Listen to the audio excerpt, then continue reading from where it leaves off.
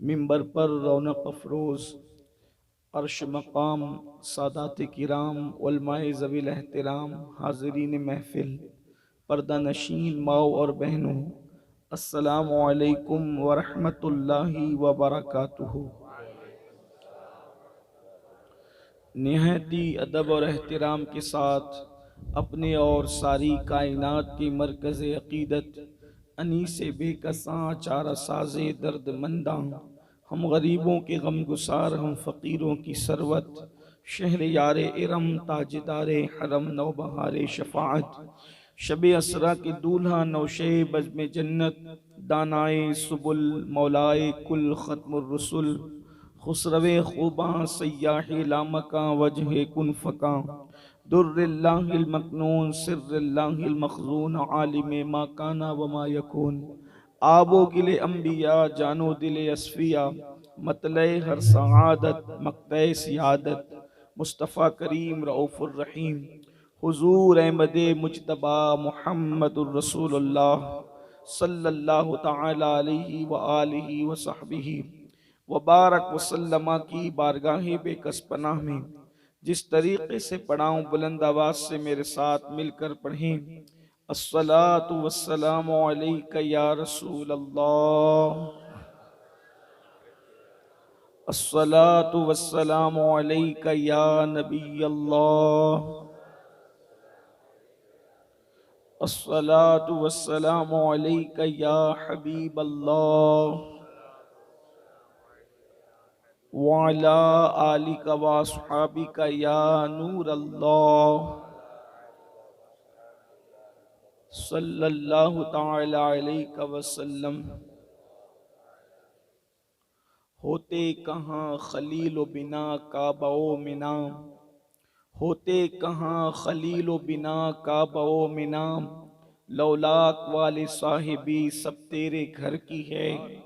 मौला अली ने वारी तेरी नींद पर नमाज, वो भी असर जो सबसे आला खतर की है। सिद्दीक बल्कि गार में जान उन पे दे चुके, और हिफ्ज़ जान तो जान फुरूज़ व गरर की है। और तूने उनको जान उन्हें फेर दी नमाज, पर वो तो कर चुके थे जो करनी बशर की है।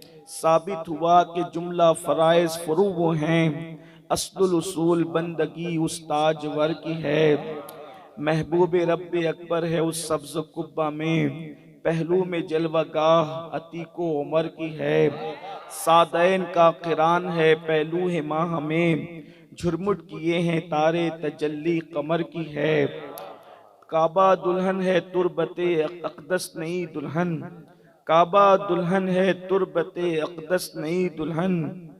ये रश की आफताब वो गैरत कमर की है, ये रश की आफताब वो गैरत कमर की है। मांगेंगे मांगे जाएंगे मुँह मांगी पाएंगे, सरकार में न ला है न हाजत अगर की है। मंगता का हाथ उठते ही दाता की देन थी, तेरी कबूल अर्ज में बस हाथ भर की है। आकुश सुना दे इश्क के बोलों में ए रज़ा, मुश्ताक तबा लज़्ज़ते सोज़े जिगर की है। आज की ये महफिल आपको पोस्टर्स के जरिए से पता होगा कि आइंदा जो मुबारक महीना शुरू होने वाला है, और ये महीना जो जारी है, ये महीना और आने वाले महीने के जो 10 दिन है, और जो गुज़िश्ता महीना गुजरा, ये इन अय्याम को शरीयत मुताहरा की ज़बान में अय्यामुल हज कहा जाता है। और चूंकि अगला महीना कुर्बानी का है और हज का भी है, बड़ा मुबारक महीना है, और इस्लामी आखिरी महीना भी है।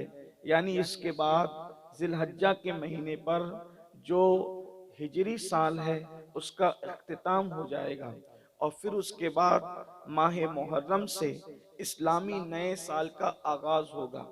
आप देखें कि ये जो माह मुबारक जिलहज्जा शरीफ का है, ये हज हो या कुर्बानी, ये निस्बत रखता है हजरत अबुल अंबिया अबू ज़ैफ़ान हजरत सैयदना इब्राहीम खलीलुल्लाह अलैहिस्सलाम के हवाले से।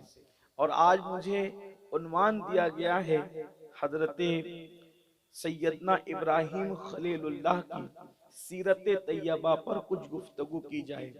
इसलिए मैंने कुरान मुकद्दस की उसी आया करीमा के हिस्से की तिलावत की है जिसमें अल्लाह ने हजरत सैयदना इब्राहिम खलीलुल्लाह अलैहिस्सलाम की शान को बयान फरमाया है।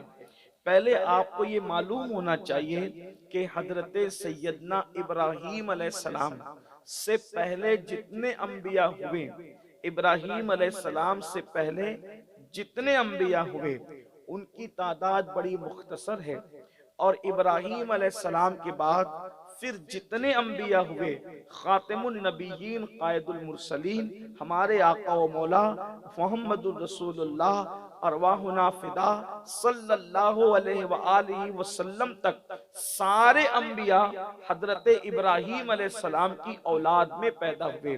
अंबियाए बनी इसराइल भी हजरत ईसा अलैहिस्सलाम तक सब औलाद इब्राहिम हैं, और हमारे आका अलैहिस्सलाम भी आले इब्राहिम में तशरीफ लाए। तो इससे पता चलता है कि इब्राहिम अलैहिस्सलाम अंबिया के बाप है, अबुल अंबिया हैं, और नबियों में सबसे बड़ा मर्तबा जिस नबी का है वो हमारे और आपके आका खातिमुन नबीयीन कायदुल मुरसलीन मुहम्मदुर रसूलुल्लाह सल्लल्लाहु अलैहि वसल्लम का है। फिर हुजूर के बाद दूसरे नंबर पर सबसे बड़ा मर्तबा नबियों में जिसका है, मेरे आका अलैहिस्सलाम के बाद वो जात हजरत इब्राहिम खलीलुल्लाह की जात है। आप उलुल अज़्म रसूलों में से है, और अल्लाह रब्बुल इज्जत ने ये मनसब सिर्फ आपको अता फरमाया कि अल्लाह रब्बुल इज्जत ने आपको अपना खलील कहा। अल्लाह पाक कुरान मुकद्दस में इरशाद फरमाता है वत्तखज़ल्लाहु इब्राहीम खलीला, और अल्लाह ने इब्राहिम को अपना गहरा और पक्का दोस्त करार दिया। खलील का मतलब होता है गहरा और पक्का दोस्त। मेरे आका सल्लल्लाहु अलैहि वसल्लम के दीवानों, अल्लाह का गहरा और पक्का दोस्त जिसको होने का शरफ हासिल है वो हजरत सैयदना इब्राहिम खलीलुल्लाह अलैहिस्सलाम की जात है। इससे पहले कि जनाब इब्राहिम अलैहिस्सलाम की जिंदगी के कुछ औराक हमारी निगाहों के सामने से गुजरे और हमें जिंदगी गुजारने का कोई सलीका, कोई तरीका नसीब हो, आपको अंदाजा होना चाहिए अल्लाह ने इब्राहिम को खलील क्यों बनाया। खलील बनाने की वजह क्या है? एक मर्तबा हजरत इजराइल अलैहिस्सलाम, हजरत मलकुल मौत को अल्लाह ने हजरत इब्राहिम के घर में भेजा और फरमाया जाओ इब्राहिम को खबर दो कि मैंने उसको अपना खलील बनाया, और खलील क्यों बनाया वो भी इब्राहिम को इत्तला दे दो। अब आइए, अल्लाह अकबर, मेरे आका सल्लल्लाहु अलैहि वसल्लम के दीवानों तवज्जो फरमाना, हजरत इजराइल मलकुल मौत को भेजा जा रहा है बशारत देने के लिए कि इब्राहिम को खलील बनाया गया, और क्यों बनाया गया। उसके बाद हजरत मलकुल मौत तशरीफ लाते हैं। हजरत इब्राहिम अलैहिस्सलाम घर में नहीं थे। जब आपके घर में हजरत मलकुल मौत को इंसानी शक्ल में देखा, सूरत बशरी में देखा, अल्लाह अकबर, तो हजरत खलील ने उनसे पूछा मेरे घर में आप इजाजत के बगैर कैसे आ गए। यहाँ पर एक बात, चूंकि ये दुनिया है और इस दुनिया में करोड़ों मुंह हैं और करोड़ों बातें हैं, और हमारे पास दिमाग बहुत कम है, इसलिए हम जिसकी सुनते हैं उसी की हाँ में हाँ मिलाते हैं। एक बात जो है, लोग ये करते हैं कि जो नूर हो वो बशर नहीं हो सकता, और जो बशर हो वो नूर नहीं हो सकता। बशरियत और नूरानियत दोनों एक शक्ल में, एक वक्त में हसीन इम्तिजाज के साथ जाहिर नहीं हो सकते। तो यहाँ पर क्या वो लोग ये रिवायतें नहीं बयान करते, या वो रिवायतें हदीसों में नहीं पढ़ते? खुद बुखारी में हदीस जिब्रील है कि जिब्रील बशर की शक्ल में सवालात करने का तरीका सिखाने के लिए रसूलुल्लाह के दरबार में आए और सहाबा को सवाल करने का तरीका सिखाया। हजरत मलकुल मौत बार बार बशर की शक्ल में आ रहे हैं, जिब्रील अमीन हजरत दहिया कल्बी की शक्ल में आ रहे हैं। आप अंदाजा फरमाए, अल्लाह अकबर, जिब्रील दहिया की शक्ल में आए तो भी माना जाता है, और नूरी शक्ल में आए तो भी माना जाता है। इजराइल अपनी असली शक्ल में आए तो भी माना जाता है, और शक्ल बशर में आए तो भी माना जाता है। लेकिन क्या नबी से चिढ़ है कि नबी अल्लाह अकबर नूरानी और बशरी दोनों शक्ल में आए? तो लोग कहते हैं ये कैसे हो सकता है? मैंने कहा क्या लोग सही हदीस में नहीं जानते? आका फरमाते हैं कि जमीन पर मेरे दो वजीर हैं और आसमानों पर मेरे दो वजीर हैं। जो जमीन के वजीर हैं एक को अबू बकर कहते हैं, एक को उमर कहते हैं, और जो आसमान के वजीर हैं एक को जिब्रील कहते हैं, एक को मिकाइल कहते हैं। तो नादानो, कलमा पढ़ते हो जिसका, मगर उसको क्यों नहीं मान लेते? वजीर बड़ा होता है कि बादशाह? जब वजीर नूर होकर बशर की शक्ल में जमीन पे आ सकता है तो बादशाह नूर होकर लिबास बशर में क्यों नहीं आ सकता? नारे तकबीर, नारे रिसालत। हजरत अल्लामा मौलाना सैयद अमीनुल कादरी साहब किबला। बल्कि हम तो ये कहते हैं जिब्रील भी नूर है और हमारे नबी भी नूर है, मगर जिब्रील मुहम्मदुर रसूलुल्लाह की तरह नूर नहीं हो सकता। सुभान। हकीकत जिब्रील जुदा है, हकीकत मोहम्मदी जुदा। लेकिन लोग नहीं मानते, हालांकि जिब्रील का बशर होकर आना कुरान से भी साबित है। हुजरे मरियम में आए तो लिबास बशर में आए। अब जब वजीरों को कुदरत ने यह इख्तियार दे दिया कि जैसा चाहे लिबास पहन ले, तो फिर बादशाह को क्या? भाई वजीर किसके होते हैं? मजदूरों के तो नहीं होते, फकीरों के तो नहीं होते, भिखारियों के तो नहीं होते। वजीर तो बादशाहों के होते हैं। यही तो अफसहुल अरब सैयदुल फुसहा का कमाल है कि अपने आप को बादशाह नहीं कहा, लेकिन बयान जो करना था वो कर दिया। आजिज़ी भी बरकरार रही, मजमून भी बयान हो गया। हुजूर ने अपने आप को बादशाह नहीं कहा, पत्थर पे पेट पे पत्थर बांधा, लेकिन बताया अच्छा फिर क्या कह रहे हैं? जमीन पे दो वजीर है और आसमानों पे दो वजीर है। अल्लाह अकबर।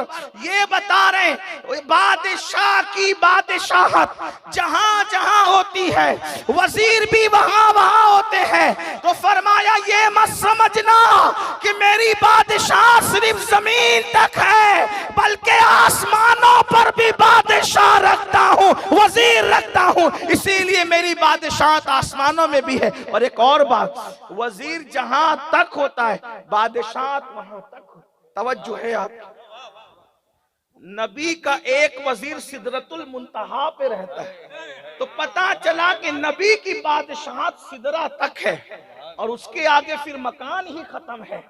जाहिर सी बात है।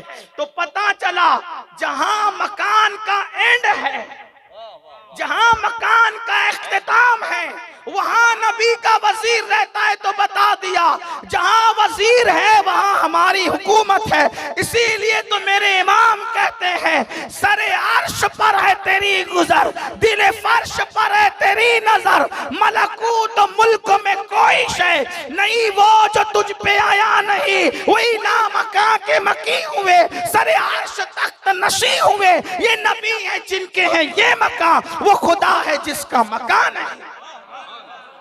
बात निकली, बात हो गई। अर्ज कर रहा था कि हजरत इब्राहिम खलील ने लिबास बशर में मलकुल मौत को देखा और पूछा कि मेरी इजाजत के बगैर मेरे घर में तू आया कैसे? हजरत मलकुल मौत ने जवाब दिया जो इस घर का हकीकी मालिक है उसकी इजाजत से आया हूं। जवाब के लहजे ने बता दिया आने वाला चोर उचक्का डाकू नहीं है, इसलिए कि बातों से इंसान के ज़र्फ का पता चलता है। तो हजरत इजराइल ने बताया जो इसका मालिक हकीकी है उसके इज़्न से आया। तो फरमाया कौन? मुझी को मलकुल मौत कहते हैं, हजरत इजराइल कहते हैं, और आपको एक बात करने आए हूं। देखो अल्लाह वाले किस लहजे में बात करते हैं, तवज्जो करें। कहा अल्लाह ने एक बंदे को खलील बनाया अपना। हजरत इजराइल ने डायरेक्ट नहीं बताया, बल्कि क्या अंदाज से गुफ्तगू की। कहा अल्लाह ने एक बंदे को खलील बनाया अपना।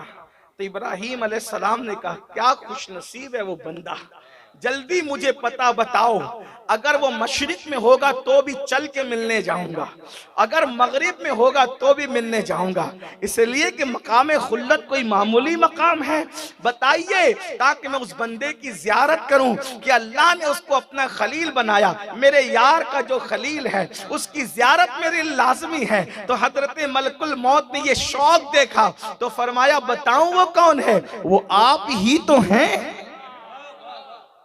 वो आप ही तो हैं। अब तवज्जो करना, ध्यान देना, कोई खलील नहीं हो सकता, लेकिन खलील के रास्ते पे चलकर कुछ खलील की खैरात पा सकता है।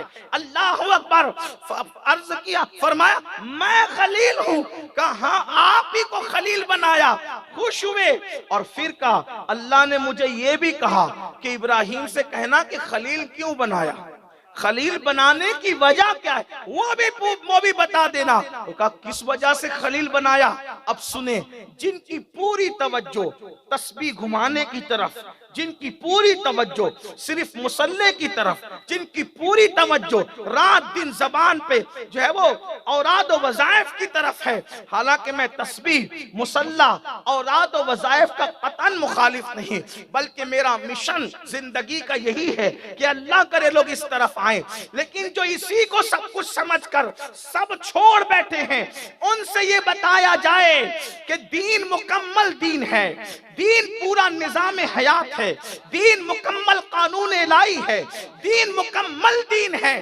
तो अल्लाह अकबर, खलीलुल्लाह को जब खुशखबरी मिली कि अल्लाह ने आपको खलील बनाया और फरमाया कि बता देना कि खलील क्यों बनाया, तो उस वक्त खलीलुल्लाह ने कहा खलील क्यों बनाया, तो फरमाया चंद वजूहात की बुनियाद पर सबसे पहली चीज तुम्हें खलील बनाने की ये है कि तुम मोमिन हो या काफिर सबके साथ अच्छे अखलाक से पेश आते हो, आप हुस्ने सुलूक करते हो, आप किसी के साथ बदअखलाकी नहीं करते। नंबर 2, खलील होने की वजह आप लोगों को देते हो, लोगों से कुछ मांगते नहीं हो, इसी वजह से अल्लाह ने आपको मकाम खुल्लत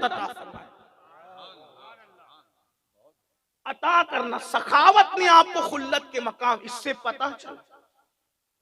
पता चला कि सखी अल्लाह का महबूब हो, बल्कि हदीस पाक में as-सखी हबीबुल्लाह वलौ कानु फासिकुन, सखावत करने वाला अल्लाह का महबूब है अगरचे वो गुनाहगार होके, कोई गुनहगार सखावत करके भी खुदा का महबूब बन सकता है।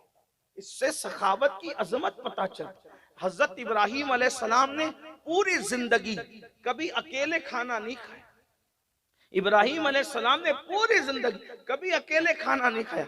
एक दिन खाना खाने के लिए तैयारी की और कोई मेहमान नहीं मिला, तो मेहमान ढूंढते ढूंढते 12 मील तक चले गए। अकेले नहीं खाएंगे, किसी मेहमान के साथ। और यहाँ हाल यह है कि अगर बहन भी मेहमान बनकर घर आए तो कुछ लोगों के माथे पर शिकन आता है।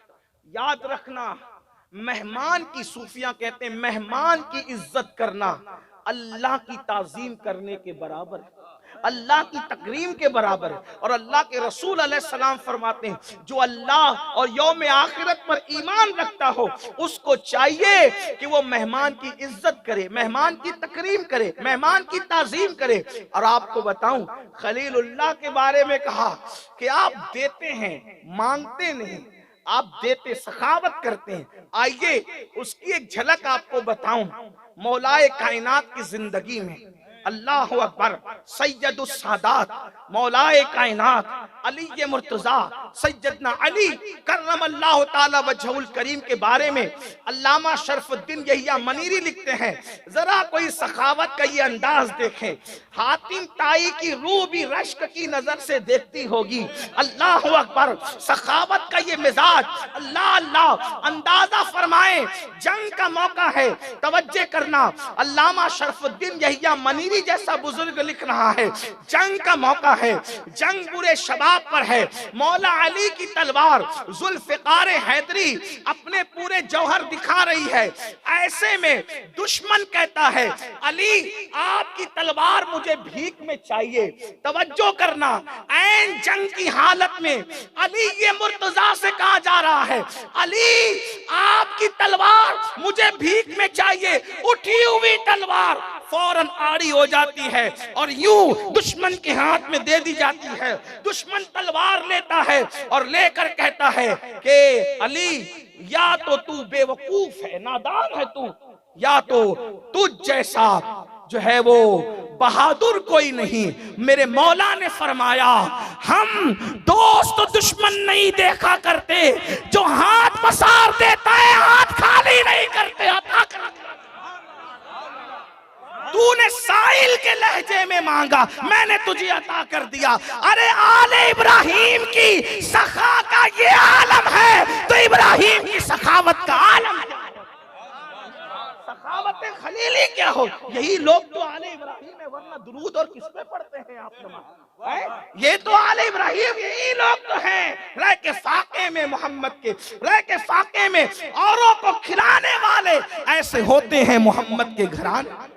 दुश्मन को भी जंग की हालत में तलवार भीख में देते हुए किसी को दे, अगर वो है तो वो आले इब्राहिम। जब ये औलाद इब्राहिम की सखावत, इसलिए कि बाप का गुर औलाद में नजर आता है, बाप का हुर, बाप का गुर, बाप का फन, बाप की सिफत औलाद में दिखती है। तो अर्ज ये कर रहा था कि अल्लाह ने फरमाया हज़रत मलकुल मौत से के कहना कि तुम अखलाक में बेमिसाल हो, सखावत करते हो, मांगते हैं। इससे पता चला न मांगना अल्लाह को कितना पसंद है, न मांगना अल्लाह को कितना पसंद है कि न मांगने वाले को खलील बनाए, देना कितना पसंद है कि देने वाले को खलील बनाए। इसीलिए हुजूर अलैहिस्सलाम ने अपनी पूरी जिंदगी किसी से कुछ नहीं मांगा। अगर कोड़ा जमीन पे गिर गया और हुजूर अपनी सवारी पर है तो किसी सहाबी को नहीं कहा कि मेरा कोड़ा उठा के दो, कोड़ा भी नहीं मांगा। अगर किसी ने देख लिया, खुद से पेश किया, ना नजर पड़ी तो हुजूर खुद उतर कर अपना कोड़ा उठा लिया करते थे। हुजूर अलैहिस्सलाम ने किसी से कोड़ा तक ना मांगा। अल्लाह अकबर। तो ये सैयदना इब्राहिम खलीलुल्लाह हैं। और आप जिस दौर में पैदा हो गए, चूंकि खलील की तारीफ हो रही थी अभी कि खलील कहते हैं, खलील बने ऐसे। और खलील किसको कहते हैं? पक्का दोस्त, गहरा। मुफस्सिरीन फरमाते हैं जिसके दिल में यार के अलावा किसी की जगह न हो। अब सुनते जाए, इसलिए कि हम बड़े मर्तबे चाहते हैं लेकिन इतने सारे बुत दिल में बिठा रखे हैं। याद रखना, जमीन के बुत खानों के बुतों के पुजारी, ध्यान रखना, मेरे जुमलों पे गौर करना, गलत रंग नहीं देना, तवज्जो करना। जमीन के सनम कदों के पुजारी ये तो हमेशा जहन्नम में रहेंगे, लेकिन जिन्होंने दिल में बुत रखे हैं और वो उसके पुजारी हैं, वो उन मुशरिकीन से भी निचले तबके में रहेंगे। ये बात अच्छी तरह याद। तो हमने दाढ़ियां सीने तक लाई है, लेकिन इस सीने के अंदर जो दिल है इसमें कितने बुत रखे हैं। आज भी ये बुत किसी इब्राहिम को आवाज दे रहे हैं कि कोई आए और इनको शिकस्ता करे, इनसे छुट्टी दिलाए। इसलिए कि सनम खानों के बुतों के लिए कोई महमूद आ सकता है, लेकिन दिल के बुत खाने में जो बुत है फिर वो महमूद का काम नहीं, वो महमूद के बस का ही नहीं है। आप कहेंगे इसमें कौन से बुत हैं? इन्हीं बुतों ने तो हमें अल्लाह से दूर कर रखा, इन्हीं बुतों ने हमें अल्लाह से दूर कर रखा है कि इसमें कौन कौन बसाए। पैसे का बुत, पैसे की मोहब्बत का बुत, गुरूर का बुत, घमंड का बुत, हसद का बुत, लोगों के साथ दुश्मनी और अदावतों का बुत। अपने आप में डूब के सोचो इस दिल में किस किस को बसा रखा। हालांकि एक दिल में दो चीजें कभी नहीं हो सकती, एक दिल में दो चीजें कभी नहीं हो सकती। आइए हम कहां कहां नाकाम होते हैं और खलील कहते हैं उसको जो यार के सिवा किसी को न चाहे। अब आइए उनकी जिंदगी देखें, कैसी पुरमुशक्कत और हमारे लिए दावत फिक्र देने वाली जिंदगी है। पैदा हुए तो एक इंतहाई खतरनाक माहौल के अंदर, और हमें तवज्जो से अगर आप सुनेंगे तो ज्यादा तबसरा करने की जरूरत नहीं पड़ेगी, और आप तवज्जो से सुन भी रहे, बहुत खूबसूरत अंदाज में सुन रहे, और यही माहौल चाहिए इस तरह के उन्वान के, और आपने वो बना दिया है। बल्कि आपने क्या, अल्लाह ने बनाया उसके करम से। अब आप लेकिन मुकम्मल इसी तरह रहें तो आपको समझ में आए, बहुत कुछ समझेंगे। खवातीन भी इस तवज्जो से सुने।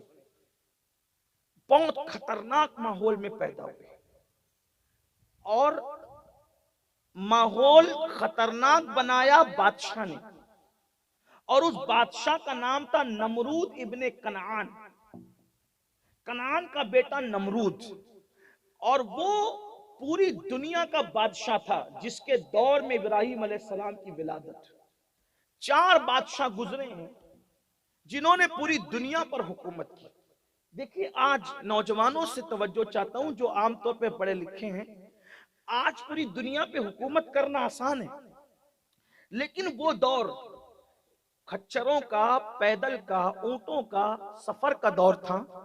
उस दौर में इराक में बैठकर पूरी दुनिया में हुकूमत करने वाला कितना ज़हीन इंसान होगा, कितना माइंडेड होगा, वो कितना ज़हीन होगा।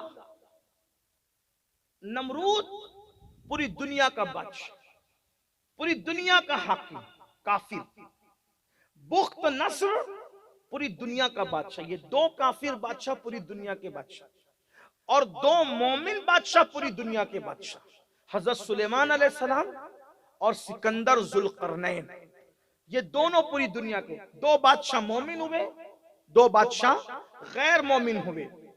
और अब 5वां बादशाह आएगा जो पूरी दुनिया का बादशाह होगा, और उनका नाम होगा मोहम्मद इब्न अब्दुल्ला, और उनको लोग पहचानेंगे इमाम मोहम्मद महदी के नाम से।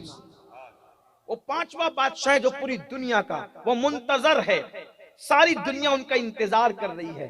लेकिन थोड़ा सा इस पर बात आई तो अर्ज करूं, कुछ यूट्यूब के जो चैनल चलाने वाले हैं उनको इतनी उजलत है इमाम महदी के ज़ुहूर के लिए, खास तौर पर हमारे पड़ोसियों को बस इस साल में आने वाले हैं, बस इस साल में बैत है, बस 10 साल में आने वाले हैं। एक मुफस्सिर कुरान सो काल तो बहुत पहले कह चुके, इंतकाल भी हो गया, लेकिन आज तक उनका महदी ज़ुहूर पजीर ना हो सका। लेकिन एक बात आपको कहूं, और ये बात हो सकता है शायद इस्लाम दुश्मन ताकतों की साजिश भी हो कि बस इस साल, बस अगले साल, बस इस साल, अगले साल, ताकि तुम महदी को पहचानने में जो है वो मुगालता खा जाओ। याद रखना, और फिर ये भी महदी आएंगे आएंगे आएंगे।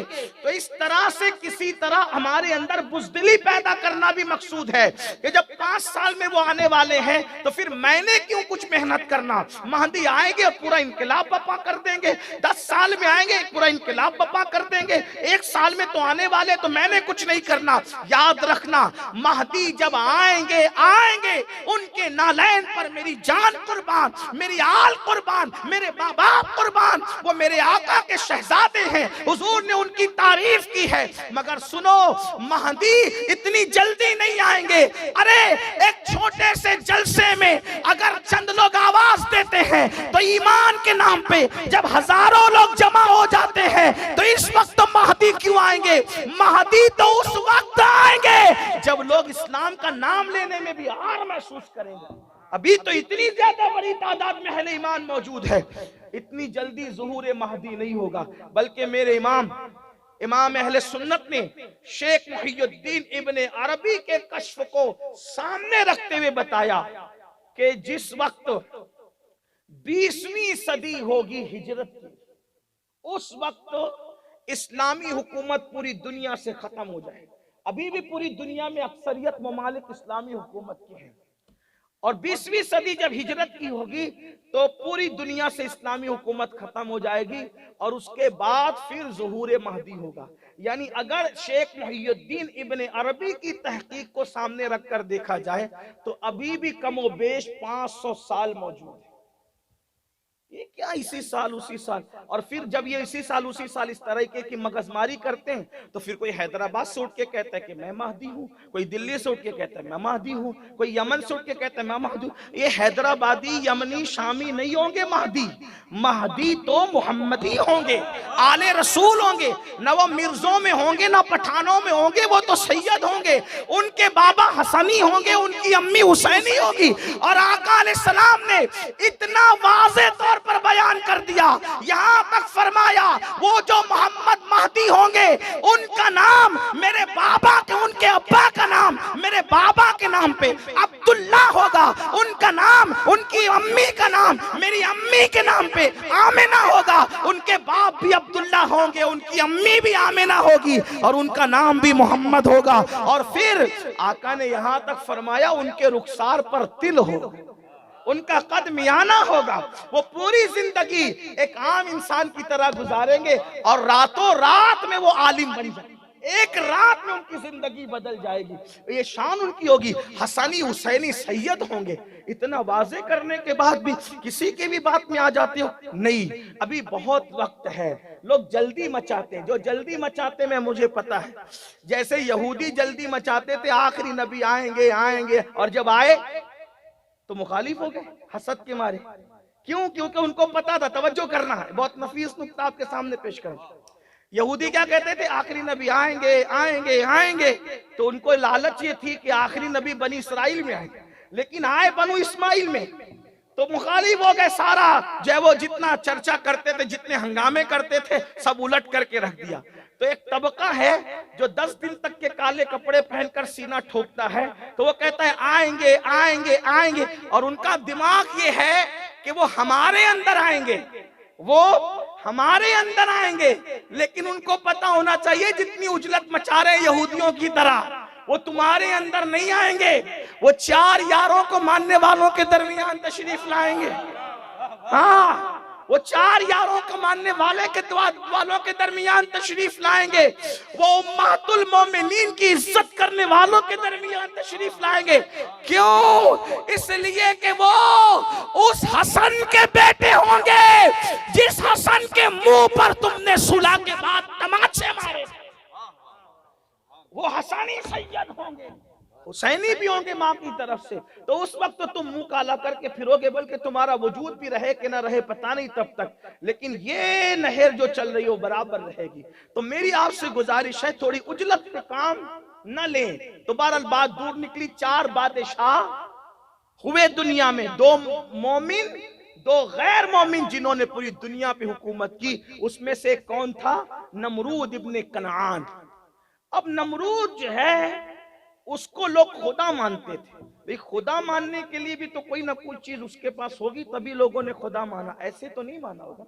तो उसके पास एक जादू था, उसके पास जादू थी, अल्लाह की कुदरत है। देखो आपको बहुत सी चीजें मैं इशारे में समझाने की कोशिश कर रहा हूं, तवज्जो करना। उसके पास जादू था, और जादू उसके पास 2 चीजों में था। नंबर 1, उसके घर के आंगन में एक दरख्त था, नमरूद के आंगन में, जिसका साया ऐन चिलचिलाती दोपहर की धूप में नहीं पड़ता था, बगैर साये का दरख्त था। नमरूद ने जादू से उस पे जादू कर रखा था, जादू से उसको ऐसा कर रखा था कि ऐन दोपहर की चिलचिलाती धूप में कोई साया नहीं पड़ता था। लेकिन एक बंदा आता तो एक इंसान के लिए खुद ब खुद साया पैदा हो जाता। उस दरख्त के नीचे आता तो साया, 2 आते तो 2 के लिए साया, 10 आते तो 10 के लिए साया, 1000 आते तो 1000 के लिए साया, हत्ता के 1 लाख तक हो जाते तो 1 लाख के लिए वो दरख्त साया करता। लेकिन 1 लाख से 1 आदमी भी अगर बढ़ जाता फिर खुद ब खुद सब लोग धूप में हो जाते। ये उसके दरख्त की यानी कि एक जादू का करिश्मा था। 1 नंबर 2, उसके घर के आंगन में, उसके महल में एक हौज था, बहुत बड़ा हौज। जादू के जोर से उसने ऐसा कर रखा था, जब सुबह होती कोई उसमें दूध ला के डालता, कोई पानी ला के डालता, कोई कुछ ला के डालता, और सब हौज के अंदर दूध पानी अड़गम दड़गम सब मिक्स हो जाता। और उसके बाद फिर जब वो हौज भर जाता अब लोग खाली लोटा लेकर आते, मैंने इसमें से सिर्फ शहद मुझे चाहिए, तो उसका लोटा सिर्फ शहद से भरता। कोई प्याला लाता, मेरा प्याला सिर्फ दूध से भरना चाहिए, तो उसका प्याला सिर्फ दूध से भरता।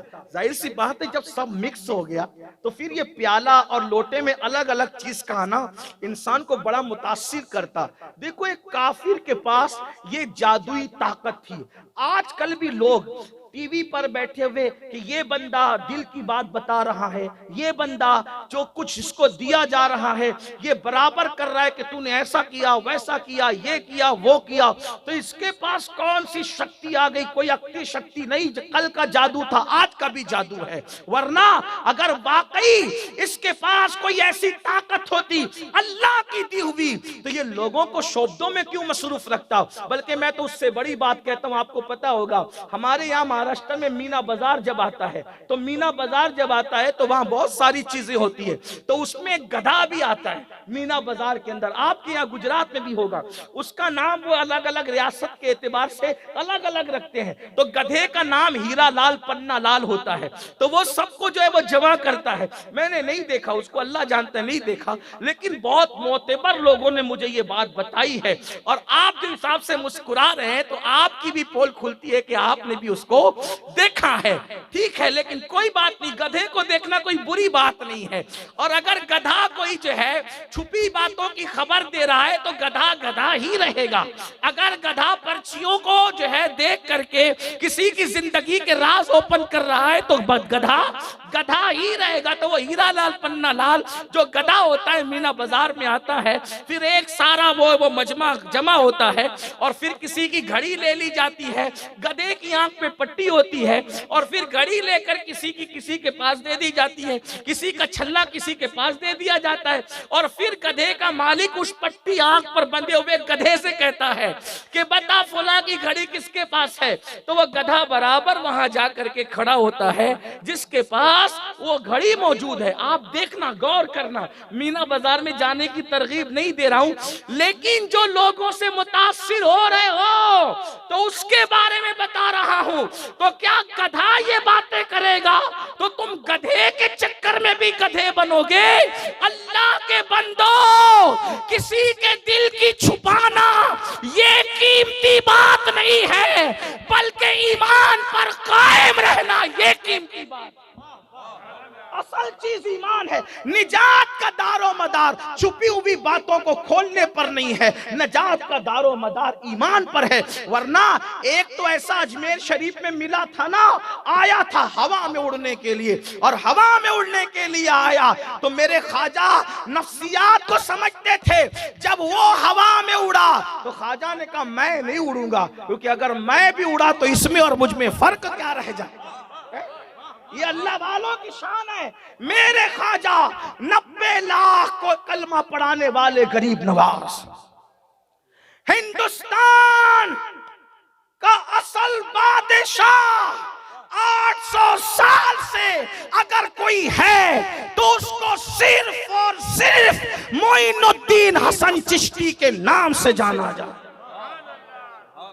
और हिंदुस्तान वाले इतने खुश नसीब हैं कि अल्लाह ने हमें ऐसा वलियों का वली अता फरमाया है कि जो हमेशा आंख बंद करके रहते थे, और जब आंख खोल के किसी को ध्यान से देख लेते तो उसको विलायत का मकाम अता कर। ये शान है मेरे ख्वाजा की। तो देखा कि वो हवा में उड़ रहा है, ख्वाजा ने कहा मैं ना उड़ूंगा। क्यों? इसलिए मैं मुसलमान उलमा से भी कहता हूँ, लोग इनके मुरीदीन इनको ठुनकिया रहे, ओ देखो वो दिल की सुना रहा है, वो दिल की बता रहा है, वो सबकी पोल, तुम भी बताओ। हमने कहा हम भी बताएं तो उसमें हम में फर्क क्या रहेगा? इसलिए ईमान की तरफ तवज्जो रखो। ले खबर जल्द के गैरों की तरफ ध्यान गया, मेरे मौला मेरे आका तेरे कुर्बान गया। तो हुआ क्या? ख्वाजा गरीब नवाज मेरे मुर्शिद ने फरमाया, अपने खड़ाओं से, लकड़ियों की चप्पल को खड़ाओं कहते हैं, फरमाया क्या देख रही है, अपना काम कर। और फिर वो उड़ी, और उड़ी तो जहां तक वो जनाब पहुंचे थे, नाम लेना मना है, वो जनाब पहुंचे थे जादू के जोर से, उसके ऊपर खड़ा हो गई, ऊपर क्यों गई? भाई गाल पे भी मार सकती थी, पैर पे भी मार सकती थी, पेट पे भी मार सकती थी, कहीं और जगह भी मार सकती थी जहां से ज्यादा नुकसान होता, लेकिन ऐसा नहीं किया, बल्कि जहां वो गया उसके ऊपर खड़ा हो गई और जाकर बता दिया जादू से जहां तक तू जा सकता है, अली और फातिमा के बेटे की जूतियों की रसाई तेरे ऊपर है, ताकि पता चले जादू अलग होता है, करामत अलग हुआ करती है। और फिर उसके बाद जब गई, सर पे पटापट मार के नीचे लाया, और नीचे आया तो दिमाग की खोपड़ी ठिकाने पर आई, तब पता चला जादू कुछ नहीं होता, ईमान वालों की करामत सब कुछ हुआ करती। और कदम जो पकड़े तो आज तक पकड़ा हुआ है, ईमान की दौलत नसीब हो गई। तो मेरी गुजारिश है, मुतासिर होने की जरूरत नहीं है, जादू जादू है, हर दौर में जादू अलग अलग अंदाज से। तो ये जादू देखकर लोग उसको सजदा करते, और वो भी खूब मस्ती में था कि मैं बादशाह हूं, मैं खुदा हूं। मैं एक दिन सो रहा था। पहली बात तो खुदा पैदा नहीं होता, ठीक, जो पैदा वो खुदा नहीं होता, है ना, जो फिर उसके बाद खुदा सोता नहीं, जो सोए वो खुदा नहीं होता। ये जनाब सो रहे थे, सोते में ख्वाब देखा, और ख्वाब क्या देखा कि एक तारा तुलू हुआ शहर बाबल से, और उसकी रोशनी फैली, और उसकी रोशनी ने जो है वो सबको अपने घेरे में ले लिया। उसकी रोशनी ने हड़बड़ा के उठा, पूरा वजूद कांप रहा था नमरूद का। जल्दी उतनी रात को सारे नजूमियों को और उसके उलमा को बुलाया, का मैंने ख्वाब देखा। तो उन्होंने डरते डरते का पहले जान की बख्शी तो बताएंगे ख्वाब की ताबीर का क्या है, बताओ। यानी इसका मतलब नमरूद अपने आप को खुदा तो कह रहा था, मगर खुद के ख्वाब की ताबीर भी समझ नहीं पा रहा था। ये औकात होती है और दावे इतने बड़े होते हैं। देखिए ये हाल, मेरा अल्लाह तो वह है जो ख्वाब दिखाता है, ख्वाब की ताबीर पूरी करता है? वो सुलाता भी है, वो उठाता है। अल्लाह की अहमियत लोगों ने नहीं समझी। वमा कदरुल्लाह हक्का कदरी, तुमने अपने अल्लाह की वो कदर नहीं की जो करना चाहिए। अरे अपने अल्लाह के दर पे पड़े रहो। तुम्हारा रब खाता नहीं खिलाता, तुम्हारा रब पीता नहीं पिलाता, तुम्हारा रब सोता नहीं सुलाता, तुम्हारा रब दूध नहीं पीता, लेकिन अल्लाह रब्बुल इज्जत चारे से, हरे चारे से सफेद दूध पैदा करता। कभी तवज्जो तो करो। और फिर अल्लाह कुरान में कहता है कि ये जो दूध रहता है ना जानवर के थनों में, वो गोबर और खून के बीच में रहता है। यानी साइंस जहां तंग है वहां कुरान उसको खोलता नजर आ रहा है। दूध कहां रहता? थन में, खून और गोबर के बीच में दूध रहता है। इतनी बारीकी से कुरान बयान कर रहा है। लेकिन अल्लाह की कुदरत है, न उसमें दूध की बू आती है, न उसमें गोबर की बदबू आती है, बल्कि वो दूध कैसा होता है? अल्लाह फरमाता है कि बड़ा लजीज होता है पीने वालों के लिए, हरक को जो है वो फरहत बख्शता हुआ। तो मेरे आका अलैहिस्सलाम के प्यारे दीवानों, अल्लाह रब्बुल इज्जत की कुदरत न मानोगे तो फिर किसकी मानोगे? अल्लाह रब्बुल इज्जत की कुदरत को समझो। तो बहरहाल आइए अब जरा जल्दी जल्दी चलते हैं, बात बहुत दूर से निकलती जा रही है, मकसद की तरफ आते हैं। तो नमरूद ने ख्वाब देखा, नमरूद के नजूमियों ने बताया एक बच्चा पैदा होगा, और जब वो बच्चा पैदा होगा तो उसकी रोशनी बता रही है कि वो तेरा तख्त तो ताज उलट देगा, तेरी हुकूमत का खात्मा कर देगा। उसके बाद उसने कहा खबरदार, आज के बाद कोई भी मर्द बीवी के करीब न जाए, कोई भी बीवी अपने मर्द के करीब न जाए, और जितने बच्चे माँ के पेट में हैं सब पे नजर रखो और सबको कत्ल कर दो, बेटियों जिंदा रखो, बेटाओं कत्ल कर दो। अल्लाह अकबर। ये सिलसिला चलता रहा, हजारों बच्चों को उसने कत्ल करवाया। और फिर एक दिन ऐसा आया कि वो उसके नजूमियों ने कहा कि महाराज आज ही की, मैं अपने लहजे में कह रहा हूं, महाराज आज ही की शब है कि वो बच्चा अपनी माँ के पेट में आने वाला है, क्योंकि आज हमने ऐसा तारा तुलू होते देखा कि जो उसी की पैदाइश पर तुलू होना था। इसका मतलब यह है कि हर तारे रोज रोज तुलू नहीं होते, कुछ तारे खुदा छुपा कर रखता है, और वो तारे उसके मकबूल बंदों की पैदाइश पर चमका करते हैं। तो क्या लोगों को इससे रोशनी नहीं मिलती कि वो खुदा जब नबियों की आमद पर मखसूस तारे चमकाता है तो वो खुदा तारे जगमगाता है। हम खुदा नहीं है लेकिन हम बंदे हैं। कम से कम आमदे पैगंबर पर हम अपने घरों को तो जगमगाएं। इसलिए कि इशारे के तौर पर यह सुन्नत इलाहिया है कि मखसूस तारे चमकते हैं। खुद हुजूर अलैहिस्सलाम की आमद पर भी तो ऐसा ही हुआ। एक यहूदी चिल्ला रहा था, तुम्हारे घर में किसके यहाँ बेटा पैदा हुआ, किसके यहाँ बेटा पैदा हुआ, किसके यहाँ बेटा पैदा हुआ। तो लोगों ने कहा चिल्लाता क्यों है, बेटे तो रोज पैदा होते, किसके यहाँ पैदा हुआ का क्या मतलब है।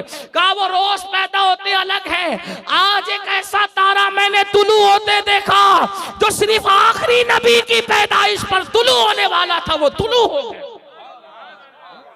वो कहते हैं ये तो लाइटिंग बिदअत है और वो तो शिरक है। अरे नादान, कुदरत चमकाती है ना तारे, तो जिसकी किस्मत के सितारे चमकते हैं वही आमदे पैगंबर पर कुछ चमकाते हैं। जिनके नसीब चमकते हैं, जिनके दिल चमके हुए हैं। लेकिन कुछ लोगों को तो फजूल खर्ची ही लगता है। बहरहाल तो बाउस तो कहा कि आज वो तारा तुलू होते हमने देखा, वो आज अपनी माँ के पेट में आएगा। इतना डर था वो खुद भी अपनी बीवी के करीब नहीं गया, वो भी खुद जंगल में चला गया कि कहीं ऐसा तो नहीं कि कुछ और ही हो। और फिर सारे मर्दों को दूर रखा। बिल आखिर सुबह हुई तो नजूमियों ने कह दिया जो आना था वो आ गया शिकम। इसका मतलब कुदरत अपना लिखा हुआ पूरा करती है। कोई हुकूमत कितनी ही दहशतगर्दी कर ले किसी को रोकने टोकने के लिए, हुकूमतों की नहीं चलती, असल हाकिम हकीकी की चलती है। हाँ, इसलिए पूरी दुनिया के इंसान जो मजलूम है उनको पैगाम दे दिया जाए कि जमीन के ऊपर ये जितने टट्टू हैं ये बहरहाल खुदा की बारगाह में मजबूर है। होना वही है जो कादिर व मुक़्तदिर चाहेगा और किसी की चलने वाली नहीं है।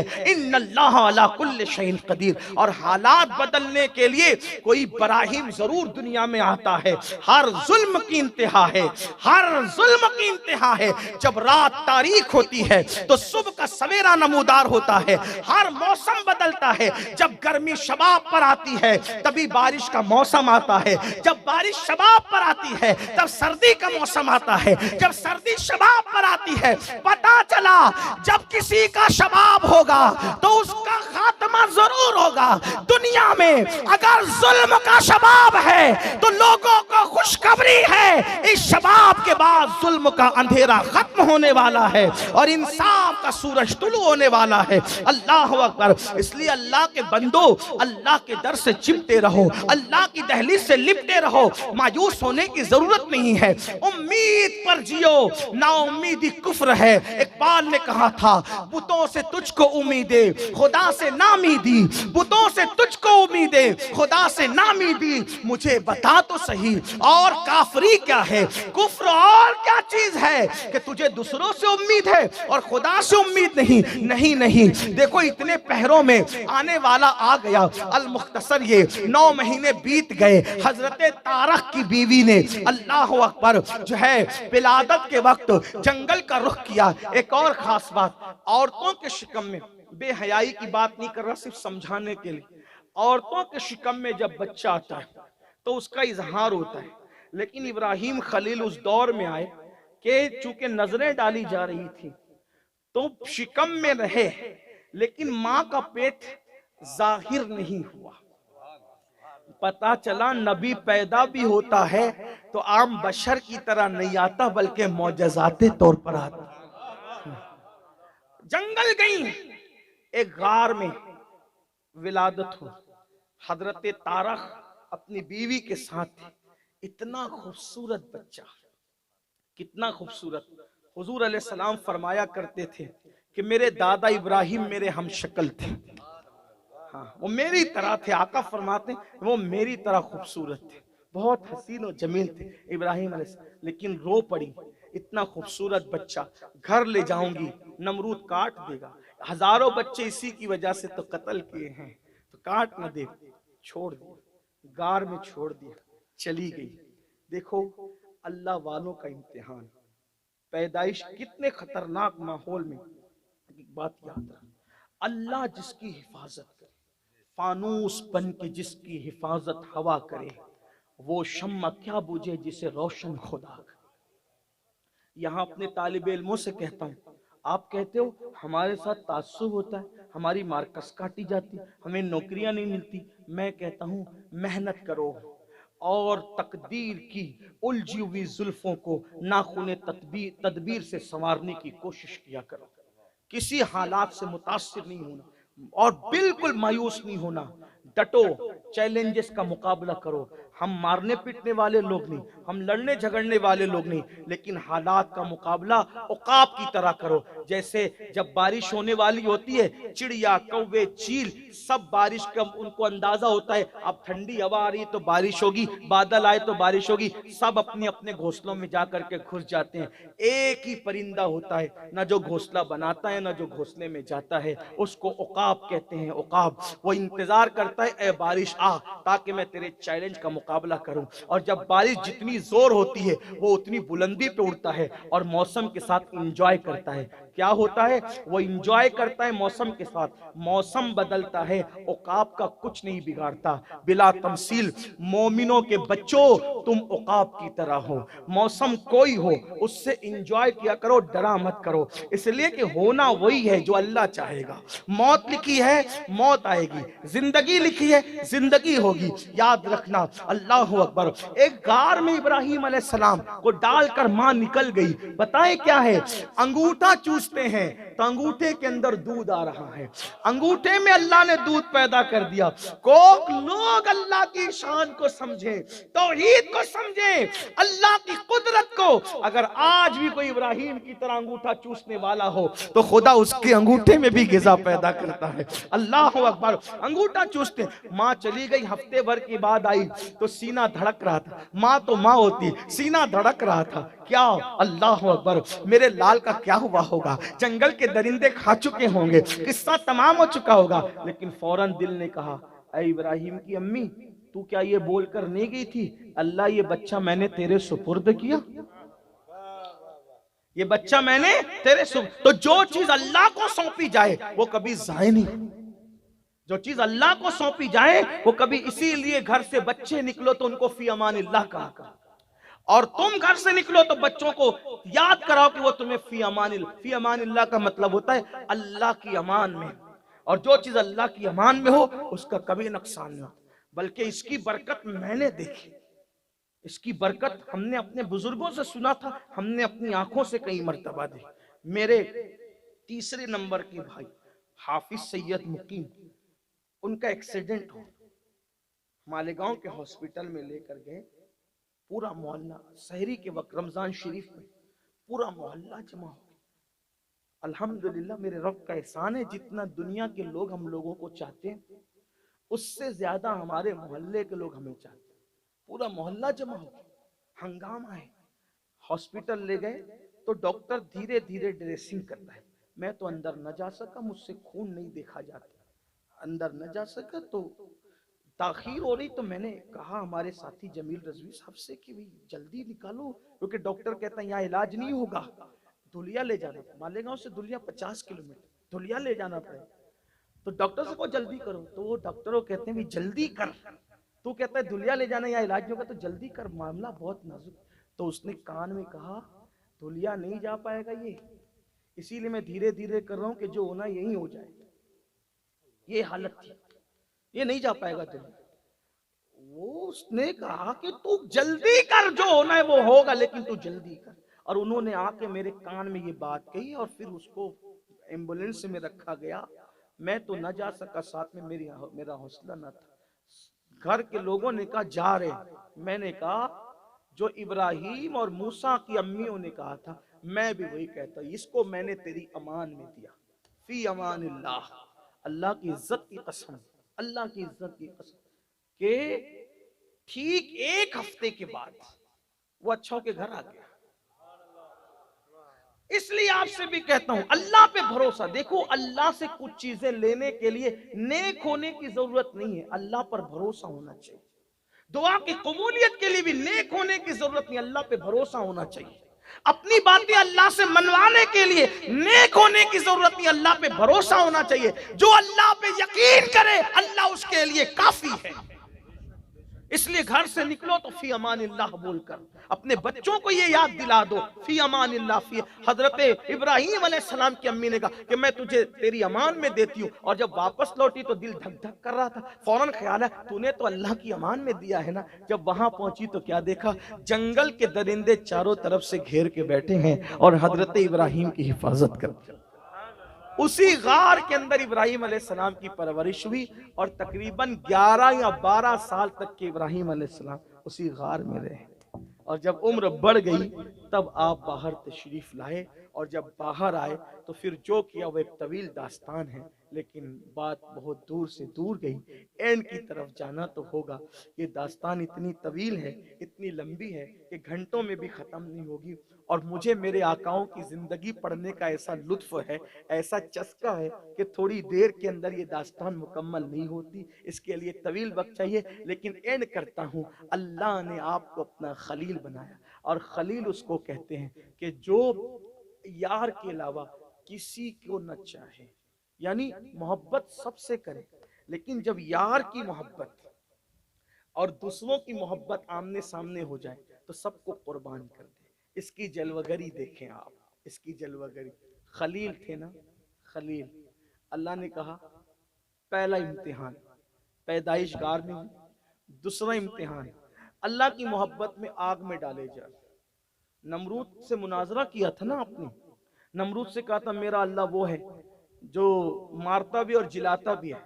तो उस उल्लू ने कहा कि ये काम तो मैं भी कर सकता, मारो जिला तो मैं भी सकता। कैसे जिला सकते हो? एक आदमी जा रहा था, उसको पकड़ के मरवा डाला, देखो कहा मैंने मार दिया। और एक को फांसी की सजा थी, उसको छुड़ा करके कहा घर जा, तो कहा देखो मैंने जिंदगी दे दी। इब्राहिम अलैहिस्सलाम ने कहा ये समझता ही नहीं है मौत और जिंदगी के फलसफे को। तो आपने उससे एक बात कही समझाने के लिए, फरमाया मेरा अल्लाह मशरिक से सूरज निकालता है, अगर तू खुदा है तो मगरिब से निकाल के बता। कुरान कहता है हालत खराब हो गई, फबुहितल्लज़ी कफर। हाँ, फिर वो खुदा बनने वाला हैबत ज़दा होकर के रह गया, क्योंकि दलील थी ना इब्राहिम अलैहिस्सलाम की। हाँ, तो फिर उसके बाद क्या कहा, हजरत इब्राहिम अलैहिस्सलाम से कहा कि हम तुझे, अच्छा वो दौर कहत साली का दौर था, जब मुनाजरा हुआ तो कहत साली का दौर था। सबको नमरूद गेहूं चावल तकसीम करता था, अनाज तकसीम करता था। इब्राहिम अलैहिस्सलाम ने मुनाजरा किया तो कहा मैं तुमको अनाज नहीं दूंगा, आप जाओ भूखे मरो। अब ये निकले घर से, मुनाजरा किया, घर वालों को कह के निकले कि मैं कुछ ना कुछ अनाज ले आऊं। नमरूद के पास कुछ ना कुछ वो सबको दे रहा है तो मैं मुझे भी देगा। मुनाजरा हार गया तो नहीं दिया। इब्राहिम अलैहिस्सलाम ने सोचा क्या करना, तो 2 बोरियां ली, उसमें मिट्टी भर दी, और मिट्टी भर के लेकर गए। हजरत सारा घर में थी, ले जा करके रख दिया, चुपके से रख दिया, कुछ कहानी, और जाके लेट गए। हजरत सारा आई, कहा कि अनाज लाए तो इत्तला तक नहीं दी, जाके सो गए, थकन थी। हजरत सारा बड़ी प्यारी ज़ौजा हैं, हजरत इब्राहिम खलीलुल्लाह अलैहि, बड़ी वफादार फरमा बरदार, अल्लाह अकबर। लेकिन कभी कभी थोड़ा सा मुंह में बातें कर लेती थी। तो एक दिन शिकायत की, अल्लाह सारा मुझसे मुंह चलाती है। अल्लाह ने फरमाया इब्राहिम मैंने तुझे खलील इसीलिए तो बनाया ना कि तू बीवी की बातों पे सब्र कर लेता है। कर देखे तो क्या अंदाज है, अल्लाह अकबर। तो बहरहाल तो कहा कि मुझे इत्तला तक नहीं दी। बोरी खोली तो उसमें गेहूं थे, जल्दी से पीसा, रोटी बनाई, रोटी की खुशबू सुनी, उठ के बैठ गए। फरमाया ये रोटी कहाँ से लाई रोटी? कहा वो जो आप अनाज लाए थे ना वो बोरियों में, उसी से तो रोटी बनाई। तो इब्राहिम अलैहिस्सलाम समझ गए हमने तो मिट्टी भरी थी, मेरे अल्लाह ने मुझे रिस्क अता फरमाया। पता चला अगर हुकूमतें दहशतगर्दी पर उतर आए और रोजी ना दे तो रज़्ज़ाक वो नहीं, रज़्ज़ाक अल्लाह है। कोई तवक्कुल तो करके देखे। बहरहाल फिर हजरत इब्राहिम अलैहिस्सलाम की ये शान थी। फिर प्लान तैयार हुआ, ये ऐसे नहीं रुकेगा, इसको आग में डालो। और आग में डालने के लिए इतनी बड़ी अंगार तैयार की जिसका तूल अर्ज तकरीबन 12 मील बताया जाता है। एक वजूद को डालने के लिए इतना लंबा चौड़ा इंतजाम, मुख्तलिफ अक़वाल में आपके सामने पेश किया। और उसके बाद पूरे इराक में हंगामा, इब्राहिम को जलाएंगे, इब्राहिम को जलाएंगे, इब्राहिम को जलाएंगे, इब्राहिम को जलाएंगे। औरतें ऐसी उस मामले में जज्बाती थी कि कोई बीमार पड़ता था तो मन्नतें मांगती थी कि मेरा बेटा अच्छा हो जाएगा तो इब्राहिम को जलाने के लिए जो अलावा तैयार हो रहे हैं उसमें लकड़ी ले जा करके डालूंगी, क्योंकि इब्राहिम हमारे खुदाओं को बुरा कहता है, हमारे खुदाओं को बुरा कहता है, हमारे खुदाओं को बुरा कहता है। औरतें चरखा काटती है, दिन भर शाम को जो मजदूरी मिलती है ले जाके लकड़ियां डालती है, लोग मन्नतें मांगते हैं, हुकूमत लकड़ियां भर रही है। एक वजूद को जलाने के लिए 12 मील इतना तैयार किया, यानी हक से बातिल कितना लर्जा बरंदाम होता है, अल्लाह अकबर। और फिर तैयार की और आग लगाई तो वो आग ऐसी जली कि लिखने वालों ने लिखा है कि परिंदे उड़ते थे हवाओं में तो जलकर जमीन पे गिर जाते थे, वो शरारे उसके उठते थे। आग तो जला ली, लेकिन अब इतनी उसकी हरारत हुई कि आग में डालने जाए कौन। ये एक बड़ा मसला पड़ा पैदा हो गया, क्योंकि जो डालने जाएगा इतनी आसानी से तो जब कोई जा नहीं सकता करीब में, इतनी अंगार है कि परिंदे उड़ते हुए जल के जमीन पे गिर रहे हैं, तो क्या करें। तो आप गौर करें, ये भी तारीख है, जब भी बातिल, तवज्जो करना, बातिल जब भी किसी मामले में अटकता है तो शैतान वहां उनकी रहनुमाई करता है। शैतान इंसान की बुढ़े की शक्ल में आया, बुढ़े इंसान की शक्ल में शैतान आया और उनके साथ बैठा, नमरूद और उनके रुफका के साथ। क्यों परेशान हो भाई, तो कहा कि इब्राहिम के लिए आग तो जला ली, लेकिन डालेंगे कैसे उसमें। उसने कहा आसान है, मैं तुम्हें एक मशीन बनाना सिखाता हूँ, ऐसी मशीन बनाओ।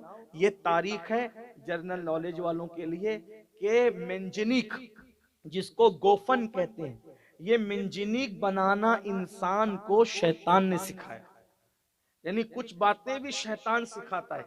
तो मेंजनीक बनाना सिखाई। मेंजनीक समझते हैं ना, अगर आप सर्च करेंगे तो आपको पता चलेगा, वो 2 पहिए उसके होते थे और एक ऐसा लंबा सा लंबूतरा जो है लोहे का होता था, और उसके अंदर जो वो एक रबरी रस्सा होता था, उसको ऐसे खींचते और खींच करके जब उसको छोड़ते थे तो उसके मुंह पे जो पत्थर रखा रहता था, वो पत्थर को जोर से जा करके वो लगता था और वो पत्थर को ले जा करके इतनी दूर फेंकता था कि बड़े बड़े किलों की दीवारें उससे टूट जाती थी। अक्सर उस मेंजनीक को लोग जंग के मौके पे इस्तेमाल करते थे, लेकिन पहली बार वो कब इस्तेमाल हुआ, पत्थर रखने के लिए नहीं, उसके सिरे पे इब्राहिम अलैहिस्सलाम को रखने के लिए। और रस्सा, अब उन्होंने मेंजनीक बनाई शैतान के बताने पे। अब शैतान ने मेंजनीक बनाना सिखाया तो उनको प्रैक्टिस भी करवा रहा था कि ऐसे रस्सा खींचो, रस्सा खींचा फिर छोड़ा, रस्सा खींचा, तो बराबर जा जा करके लगता था। लेकिन जिस दिन वो इब्राहिम अलैहिस्सलाम को कैद खाने से निकाल के लाए और पत्थर की जगह इब्राहिम अलैहिस्सलाम को कपड़े उतार कर, आपका कुर्ता उतार के आपको बिठाया, बिठाने के बाद फरिश्ते चीख पड़े, एक ही तो तेरा बंदा है जो तेरा नाम लेता है, तेरी इबादत करता है, वो भी आग में जाके जलेगा। हालांकि इब्राहिम अलैहिस्सलाम रोते थे, अल्लाह पूरी रूए जमीन पे कोई नमाज नहीं पढ़ता, मैं अकेला नमाज पढ़ता हूँ, तेरी इबादत सब क्यों नहीं करते। तो अल्लाह इब्राहिम अलैहिस्सलाम की तसल्ली के लिए आसमान के फरिश्ते जमीन पे उतारता था कि जाओ मेरे इब्राहिम के साथ नमाज पढ़ लिया करो, ताकि उसको खुशी हो कि मेरे अलावा और भी लोग नमाजी हैं, नमाज पढ़ते हैं। अब आपसे पूछता हूँ, इब्राहिम अलैहिस्सलाम का दिल दुखता था कि मेरे अलावा कोई नमाज नहीं पढ़ता, तो आज अगर मिल्लत इब्राहिमी का दावा करने वाले अगर नमाज नहीं पढ़ते तो क्या हजरत इब्राहिम का दिल आज नहीं दुखता होगा कि मेरी मिल्लत का दम भरने वाले, मेरी औलाद बनने वाले, मेरी औलाद कहलाने वाले जो है वो नमाज नहीं पढ़ते। अल्लाह अकबर। तो इब्राहिम अलैहिस्सलाम का कुर्ता उतारा और रखा। अब यहाँ तवज्जो से सुनना, मैं कहाँ से पढ़ रहा हूँ अब ये चीज, क्योंकि मैं बहुत सारी किताबों का इत्र मजमुआ निचोड़ के पेश कर रहा हूँ, ये सारी दास्तान एक किताब में नहीं मिलेगी। अब मैं रूहुल बयान पर आ गया हूँ। जब वो रस्सी खींची जाने लगी, कभी इब्राहिम अलैहिस्सलाम को बिठाकर रस्सी खींची जाने लगी, तो उस वक्त फरिश्ते चीख पड़े, अल्लाह ये अकेला तेरा नाम ले भाई, ये जल जाएगा। अल्लाह ने कहा क्या चाहते हो, कहा हम इसकी मदद करना चाहते हैं। कहा जाओ फिर मदद करो, अगर वो मदद दे तो मदद करो। तो जिब्रील अलैहिस्सलाम आए, पूछा आपको कोई हाजत है, कहा तुमसे कोई हाजत नहीं। देखो अल्लाह पर यकीन, अल्लाह पर यकीन, तुमसे कोई हाजत नहीं। तो जिब्रील अलैहिस्सलाम ने कहा मुझसे नहीं है, अल्लाह से है ना, तो अल्लाह ही से कहो। मैं वहां जाता हूं जहां कोई नहीं जा सकता, तो मैं आपकी हाजत पेश करूंगा। क्या जवाब दिया? इसी को इश्क कहते हैं, इसी को यकीन कहते हैं, इसी को तवक्कुल कहते हैं। और कुदरत यही देखती है, और अल्लाह की मदद हमेशा वहां आती है जब सारी इमदाद खत्म हो जाती है। जब इब्राहिम खलीलुल्लाह को जिब्रील अलैहिस्सलाम ने कहा मुझसे ना कहते तो अल्लाह से कहें, वही मदद करेगा। वहां जाता हूं जहां कोई नहीं जाता। तो क्या कहा पता है? कहने की हाजत नहीं है, जो मदद करने वाला है उस पर सब आया है, वो देख रहा है, देख रहा है। फरिश्ते आए, अब इन्होंने कुछ नहीं कहा जिब्रील को तो मना कर दिया, हमें मना करेंगे। तो इन्होंने क्या किया, नमरूद के लोग आदमी इधर रस्सा खींच रहे, उधर फरिश्ते उधर से खींच रहे। तो कल तक के रस्सा आसानी से खींचता था, जाता था, आता था, आता था, जाता था। लेकिन आज इब्राहिम अलैहिस्सलाम को बिठा के रस्सा खींचा, रस्सा खिंचाता ही नहीं। रस्सा क्यों कर, एक इब्राहिम को बिठा के क्या हो गया कि रस्सा खिंचाता ही नहीं। उतने में फिर शैतान आया, और शैतान ने आकर के कहा रस्सा ऐसे नहीं खिंचाएगा, कुछ औरतों को बुलाओ। ये रूहुल बयान से माँ बहनों की खास तवज्जो, कुछ औरतों को बुलाओ। औरतों को बुलाया, इनसे कहो अपने दुपट्टे उतार दो। जैसे उन्होंने अपने दुपट्टे उतारे, फौरन रस्सा खींच गया, फौरन रस्सा खींच गया, उनका काम हो गया। अल्लामा इस्माइल हक्की रहमतुल्लाह अलैह इस पे तफसीरा करते हुए फरमाते हैं, हमारे बुजुर्गों ने तफसीरा किया, औरतें आई और दुपट्टा उन्होंने सर से हटाया, तो रस्सा क्यों खिंच गया, पहले क्यों नहीं खिंच रहा था? तो उस वक्त हमारे बुजुर्ग फरमाते हैं कि इधर से नमरूदी खींच रहे थे, उधर से फरिश्ते खींच रहे थे। तो चूंकि फरिश्तों की ताकत के सामने उनकी ताकत काम नहीं कर रही थी, तो शैतान ने क्या किया, औरतों को बुलवाया और दुपट्टे हटवाए। तो जैसे ही अपने सर से उन औरतों ने दुपट्टे हटाए, उस दुपट्टे हटाने की नहूसत से सारे वहां से रहमत के फरिश्ते चले गए वापस। क्योंकि जहां खुले सर वाली औरत होगी वहां पर रहमत के फरिश्ते कभी नहीं होंगे। और उस पर इशारतुन नस के एतबार से अगर ये वाकया लिखने में इस्माइल हक्की सही है, तवज्जो करना, क्योंकि भाई कलम किसी का भी फिसल सकता है। आजकल तो हालात लोग ऐसे ही है ना कि लोग तफसीरें करते हैं, ये रिवायत ज़ईफ है और ऐसी है वैसी, इसलिए मैं कह रहा हूँ वरना इस्माइल हक्की मेरे लिए दलील है। हम अपने बुजुर्गों को दलील मानते हैं, लेकिन एतराज करने वालों के लिए कह रहा हूं, अगर इस्माइल हक्की इस वाक़े को लिखने में सच्चे हैं, हक व सवाब पर हैं, तो तवज्जो करें, इब्राहिम जैसा पैगंबर मौजूद है, और अगर औरत सर से दुपट्टा हटा ले तो वहां भी रहमत के फरिश्ते टिक नहीं रहे हैं, बल्कि वहां से गैरत की वजह से चले जा रहे हैं। नबी तो वहां अल्लाह अकबर दुश्मन के नरगे में इम्तिहान दे रहा है, नबी का रहना वहां तो इम्तिहान की तकमील के लिए है, लेकिन फरिश्ते वहां रुके नहीं, चले गए। अब आपसे पूछना चाहता हूं, आप कहते हैं हमारे घर में बरकत नहीं, हमारी बेटी को रिश्ते नहीं, हमारे घर में मुसीबतें, हमारे घर में बीमारियां। अल्लाह के बंदो, तुम्हारी बेटियों के सर पे दुपट्टे कब है, तुम्हारी बीबियों के सर पे दुपट्टे कब है? अल्लाह अकबर।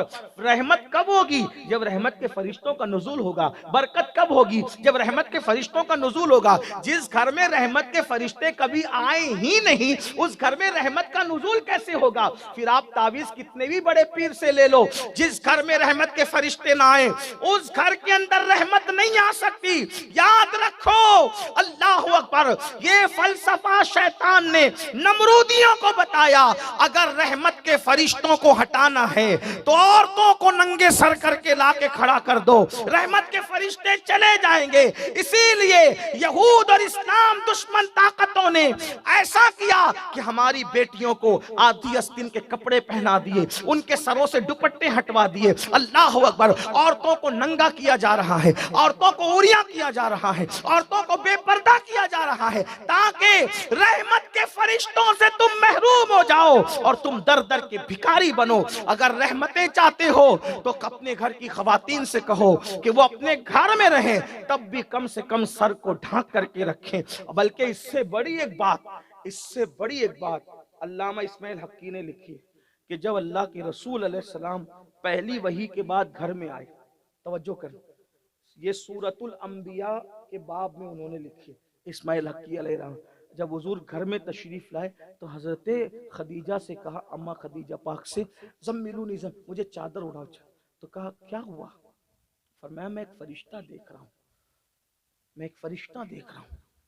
फरिश्ता? हाँ। उसने क्या कहा? इक़रा बिस्मि रब्बिकल लज़ी, पूरी दास्तान बताई। तो आपका रुकिए, अभी वो फरिश्ता दिखता है आपको? हाँ दिख रहा है। इधर आए, अभी दिखता है? हाँ दिखता है। अम्मा जान खदीजा ने सर से दुपट्टा हटाया। ये अल्लामा इस्माइल हक्की ने लिखा, मैं उसको नकल कर रहा हूँ इबरत के लिए। अपने सर से दुपट्टा हटाया, फिर पूछा, ऐ मेरे सरताज, वो फरिश्ता दिख रहा है अभी? कहा नहीं खदीजा, अब वो नहीं दिखता। फिर सर पे दुपट्टा डाला, अब दिखता है? हाँ दिखता है। दुपट्टा हटाया, अब दिखता है? नहीं दिखता। फरमाया, अर्ज किया, वल्लाह ये वही फरिश्ता है जो मूसा पर आया था, जो ईसा पर आया था, जो नबियों पर आया था। ये शैतान नहीं, ये फरिश्ता है। अगर ये शैतान होता और धोखा देता तो दुपट्टा हटाने पर भी वो खड़ा मौजूद रहता। वो शैतान नहीं है बल्कि रहमत का फरिश्ता है, इसलिए हमने दुपट्टा हटाया तो वो हया की वजह से चल दिया। अगर अम्मा जान खदीजतुल कुबरा भी, अल्लाह अकबर, बगर्ज़े इम्तिहान, बगर्ज़े इम्तिहान सर से दुपट्टा हटा ले तो रहमत का फरिश्ता वहां से चला जाए। हमारे घरों की क्या हैसियत है? ये इस्माइल हक्की उठा करके रूल बयान जाके आप देखें, उन्होंने कहां तक इंसाफ किया ये वो जाने। लेकिन अंदाजा फरमाए तो ये जो 30-30, 35-35 साल की बच्चियों को रिश्ते नहीं आ रहे, परेशान हो, करवटें बदलते हो, रोजी रोटी के लिए, बीमारियों के लिए सब परेशान। हर बंदा तावीज से इलाज चाहता है। रसूलुल्लाह ने तो इतना बड़ा तावीज हमें दे दिया, उससे बड़ा तावीज क्या होगा? शरीयत पर अमल करते जाओ, सुकून से जिंदगी गुजारते जाओ, शरीयत मुतारा का दामन पकड़ो, चैन की जिंदगी गुजारते जाओ। बहरहाल फिर ये हुआ इख्तिसार के साथ के हजरत इब्राहिम अलैहिस्सलाम को मंजनिक पे बिठा के जब रस्सी खींची गई तो रस्सा खिंचाया और इब्राहिम अलैहिस्सलाम की पुश्त पर, वो जो पत्थर पे मारा जाता है वो पुश्त इब्राहिम पे मारा गया और हजरत इब्राहिम को मंजनिक के जरिए से जो है वो आग में डाला गया। कोई दुआ नहीं, कोई किसी की मदद नहीं, कुछ नहीं। जैसे इब्राहिम अलैहिस्सलाम आग के अंदर पहुंचे, जब सारी मदद के रास्ते बंद होते हैं तब अल्लाह की मदद आती है। जैसे आग में पहुंचे, अल्लाह ने फरमाया, या नार कूनी बरदम व सलामन अला इब्राहिम, ऐ नार, ऐ आग, मेरे इब्राहिम पर सलामती के साथ ठंडी हो जा। मुफस्सिरीन कहते हैं जिस दिन इब्राहिम पर आग ठंडी हुई उस दिन पूरी दुनिया में आग ने जलाने का काम कहीं नहीं किया, पूरी दुनिया की आग ठंडी हो गई। लेकिन क्या कहा? सलामन अला इब्राहिम, सलामती के साथ ठंडी हो जा। मुफस्सिरीन कहते हैं अगर अल्लाह सलामती के साथ ना फरमाता तो आग इतनी ठंडी हो सकती थी कि नुकसान पहुंचाती। तो फिर ठंडी हुई तो अब तो वो आग ना रही, वो बाग बन गई। अब आपको हैरत होगी, आजर जो चचा था, तो जब इब्राहिम अलैहिस्सलाम निकले तो अब आपकी पोजीशन दूसरी थी, सब रश्क की नजर से देखते थे। आजर जो चचा था उसने कहा, देखा ये इब्राहिम को जो आग ने नहीं जलाया ना वो मेरी वजह से नहीं जलाया, क्योंकि ये मेरा भतीजा है। जब इसने डींगे मारी उसी आग से, अलावे से आग निकली और आजर को जला के खाकिस्तर कर दिया और उसका किस्सा तमाम कर दिया। अब इब्राहिम अलैहिस्सलाम ने फरमाया, ठीक है, अगर मेरा रहना तुमको अच्छा नहीं लगता तो मैं इराक से हिजरत करके मुल्क शाम जाता हूँ। हिजरत हर नबी की सुन्नत है। आपने हजरत सारा को साथ लिया और इम्तिहान मुकम्मल करके इराक छोड़कर मुल्क शाम की तरफ चले। जब इराक छोड़ा तो अल्लाह ने नबी के कदमों की बरकत से अजाब को रोक रखा था। जैसे ही इब्राहिम अलैहिस्सलाम ने इराक छोड़ा, अल्लाह ने उन पर मच्छरों का अजाब नाजिल फरमाया। इतने मच्छर आए कि सारे नमरूदियों का खून चूस गए, चमड़ी चाट गए, गोश्त चाट गए, हत्ता कि उनकी हड्डियां भी चाट गए। सबका उन लोगों ने खात्मा किया और आखिरी तक नमरूद को कुछ नहीं हुआ। ये सब वो मंजर देखता रहा, तड़पता रहा, सिसकता रहा और आखिरी में फिर नमरूद की नाक में एक लंगड़ा मच्छर घुसा। एक लंगड़ा मच्छर, अल्लाह की तरफ से जिल्लत देखो, जिल्लत। एक लंगड़ा सा मच्छर नमरूद की नाक में घुसा और घुस करके उसने दिमाग तक जगह बनाई और वो जब हरकत करता तो नमरूद के सर में ऐसी तकलीफ होती कि वो चीखता, और चीखता, और उसको सुकून कब मिलता पता है? जब उसके सर पे जूते मारे जाते, तब उसको आराम मिलता। तो फिर उसने, चूंकि कौम के लोग तो मर रहे थे, मर चुके थे, तो उसने फिर और तरफ से जो ऐसे जालिम न थे, उधर से आदमी मुकर्रर किया कि उसके सर पे वो जूते मारे ताकि आराम मिले। और इसी हालत में जिल्लत की मौत, फिर वो मरा और उसकी हड्डियां चाट ली, उसका दिमाग चाट लिया नमरूद का मच्छर ने। इस तरह से उसका खात्मा हुआ। पूरी दुनिया का बादशाह एक लंगड़े मच्छर से अल्लाह ने हलाक करके बता दिया, ताकत बादशाह और हुकूमत की नहीं है, ताकत सिर्फ रब्बे मोहम्मद की है। उधर हजरत इब्राहीम अलैहिस्सलाम हिजरत के लिए निकले, साथ में खूबसूरत बीवी थी और एक भतीजा था। उस भतीजे का नाम लूत अलैहिस्सलाम था। हजरत लूत के अब्बा जो है वो विसाल कर गए थे। अब ये एक भतीजे को लेकर, एक बीवी को लेकर आप हिजरत करते हैं और रास्ते में फिर आपको एक बादशाह का सामना होता है। तो वो बादशाह का हाल ये था कि वो खूबसूरत औरत जिसके पास देखता था बीवी छीन लेता था, लेकिन अगर बहन होती थी तो नहीं छीनता था। तो ऐसे ही वह आप तो के बहुत खूबसूरत थी। बादशाह के सिपाहियों ने पूछा कौन है, कौन है? तो हजरत इब्राहीम अलैहिस्सलाम ने, आपने झूठ भी नहीं बोला और लोगों को ऐसा लगा कि काम भी बन जाए। क्या फरमाया? ये मेरी बहन है।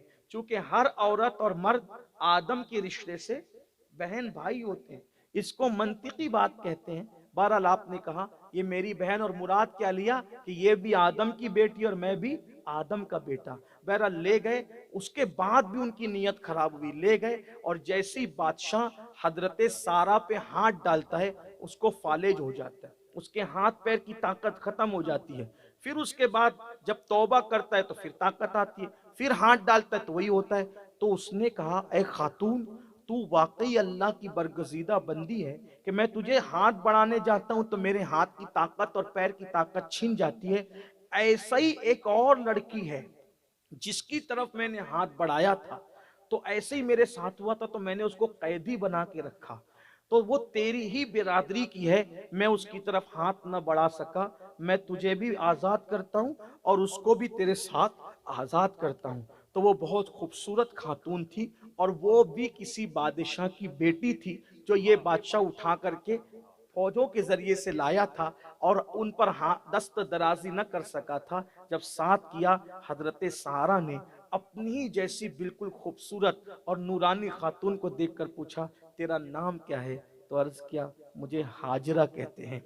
जब हजरत सारा गई और उसके बाद हजरत इब्राहीम अलैहिस्सलाम से कहा कि ये ऐसा ऐसा वाकया, फिर पूरा बताया, आप एक काम करें कि हमारे साथ चलेगी। तो इब्राहीम अलैहिस्सलाम से अर्ज किया कि हमें औलाद नहीं है और बहुत दिन बीत गए, हम चाहते हैं कि घर में औलाद पैदा हो। एक काम करें, आप इससे निकाह कर लें, हो सकता है अल्लाह इसी की वजह से आपको औलाद अता करे। तो हज़रत इब्राहीम अलैहिस्सलाम ने फिर हज़रत हाजरा के साथ निकाह फरमाया। इस तरह ये बेबी आपके निकाह में आई। और हज़रत इब्राहीम अलैहिस्सलाम की उम्र जब 80 साल हो गई, मुल्क शाम भी पहुंचे, हिजरत भी हो गई, 80 साल हो गई, तब आपकी दुआ का असर जाहिर हुआ और अल्लाह ने 80 साल की उम्र में, जबकि दाढ़ी और सर के बाल सफ़ेद हो गए, आपको बेटा अता किया इस्माईल अलैहिस्सलाम की शक्ल में। अब यहाँ एक बात अर्ज करूं, इब्राहीम अलैहिस्सलाम से पहले लोगों के बाल सफ़ेद नहीं होते थे। सबसे पहले जिसके बाल सफ़ेद हुए वो इब्राहीम अलैहिस्सलाम है। सब, और इब्राहीम अलैहिस्सलाम से पहले जितने मर्द पैदा होते थे सब खतना शुदा पैदा होते थे। बगैर खतना के जो पहला इंसान पैदा हुआ वो इब्राहीम अलैहिस्सलाम है और आप ही ने अपना खतना खुद फरमाया। इसी तरह सबसे पहले दाढ़ी में खजाब आपने लगाया, इसी तरह मेहमान नवाजी सबसे पहले आपने की, इसी तरीके से जो है वो नाखून काटने का अमल भी आप ही से है, इसी तरीके से गले मिलते जो मुआनका करते ये आप ही की इजाद करदा सुन्नत है। बहुत सारी चीजें इब्राहीम अलैहिस्सलाम ने पहले, बल्कि हजरत इब्राहीम अलैहिस्सलाम हर साल हज किया करते थे। इसी तरह कुर्बानी भी आप ही की शुरुआत है। इस तरह से जो मारूफ है, बहुत बड़ी बाबरकत हस्ती है इब्राहीम अलैहिस्सलाम। तो 80 साल की उम्र में जब दाढ़ी और सर के बाल सफेद हो गए, तब अल्लाह ने इस्माइल अलैहिस्सलाम, अब आपको हैरत होती 80 साल में कैसे बच्चा हुआ, 80 साल में, अरे अल्लाह के बंदो, जब इब्राहिम अलैहिस्सलाम पैदा हुए तो हजरत इब्राहिम अलैहिस्सलाम के अब्बा हजरत तारक की उम्र 528 साल थी। इतनी लंबी उम्र होती थी। जब 500 साल से तजावुज हुई इब्राहिम अलैहिस्सलाम के वालिद की उम्र, तब इब्राहिम अलैहिस्सलाम पैदा, मंझले बेटे थे, उसके बाद भी एक छोटा बेटा पैदा हुआ हजरत इब्राहिम अलैहिस्सलाम के वालिद की यहाँ। तो 80 साल की उम्र में बेटा पैदा हुआ। 500 साल में जब होता था तो 80 साल में कौन सी बड़ी बात है, ये उस दौर की बात है। आज तो 60 साल में भी हड्डियां काम नहीं करती, आदमी कुर्सी में बैठ के नमाज पढ़ने लगता है, लेकिन वहां 500 साल की उम्र में अल्लाह औलाद अता करता था। तो बहरहाल, तो ये इब्राहिम अलैहिस्सलाम की दास्तान। फिर ये हुआ कि हजरत इस्माइल अलैहिस्सलाम की जब विलादत हुई, एंड कर रहा हूँ, हालांकि अभी जितना सुना वो थोड़ा है, जितना बाकी रह गया ज्यादा है, लेकिन बहरहाल इख्तिताम कर देते हैं। एंड कहीं करना होगा, हमें भी सफर करना है, हमें भी जाना है। तो जब बेटा पैदा हुआ इस्माइल, बहुत खूबसूरत थे मेरे नबी के दादा इस्माइल अलैहिस्सलाम, बहुत हसीन और जमील थे। तब चूंकि जब उधर बच्चा नहीं था और इधर बच्चा आ गया, तो जब तक बच्चा नहीं था तो दोनों साथ रहते थे, प्यार से रहते। जब इधर बच्चा आया और तवज्जो ज्यादा हो गई इब्राहिम अलैहिस्सलाम की, तो हजरत सारा ने कहा कि एक काम करें, अब हाजरा को मैं अपने घर में नहीं रखूं। ये गैरत थी, शौकनों की गैरत फिर गैरत होती। तो कहा कि मैं घर में नहीं रखूंगी, आप इसको कहीं और लेकर जाएं। हज़रत इब्राहिम अलैहिस्सलाम सोच ही रहे थे कि कहाँ ले जाएं। अल्लाह ने वही फरमाई, इब्राहिम, सारा जो कहती है वो हमारा हुक्म है, ना हाजरा तुम्हारे पास रहेगी ना इस्माइल, इसको तुमने वहां ले जाना है जिसको वादी गैर जी जरा कहते हैं। ना वहाँ पानी है, ना दरख्त है, ना खाना है, ना चिड़िया, ना कव्वे, ना आदमजात जानवर, कुछ नहीं, कोई नहीं।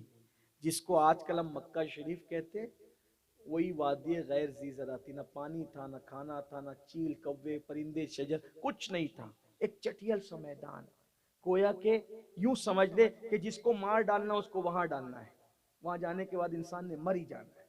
अल्लाह अकबर। जब अल्लाह का हुक्म आया, देखो खलील, अल्लाह की मोहब्बत, अल्लाह की मोहब्बत पर किसी की मोहब्बत को गालिब नहीं आने दिया। जब हुक्म खुदा आया तो इब्राहिम अलैहिस्सलाम ने हजरत हाजरा से कहा, चलो दूध पीता बच्चा है। एक बात बताऊं, जब बीवी के घर पहला बच्चा पैदा होता है तो बीवी से प्यार और बढ़ जाता है, बहुत मोहब्बत बढ़ जाती है। बल्कि जब बीवी मुराद से होती है तभी प्यार में और इजाफा होता है, कुदरती बात है। और जब बच्चा पैदा होता है तब तो और ज्यादा मोहब्बत हो जाती है। लेकिन अल्लाह अल्लाह, जैसे खुदा का हुक्म आया, चूं चा कुछ नहीं, फरमाया चलो। कहाँ चलो? लेकिन क्या वो खवातीन थी, कैसी वो औरतें थी, अल्लाह अकबर। उस दौर की औरतें कैसी थी, खवातीन कैसी थी। शौहर ने कहा चलो, चल पड़ी। जब पहुंचे, जिसे आजकल हम मक्का कहते हैं, वादी गैर जीजरा, एक टीले के पास बिठाया, खजूर दिया, पानी का मशकीज़ा दिया, अच्छा अब तुमको यहीं रहना इस्माइल के साथ। और पलट गए।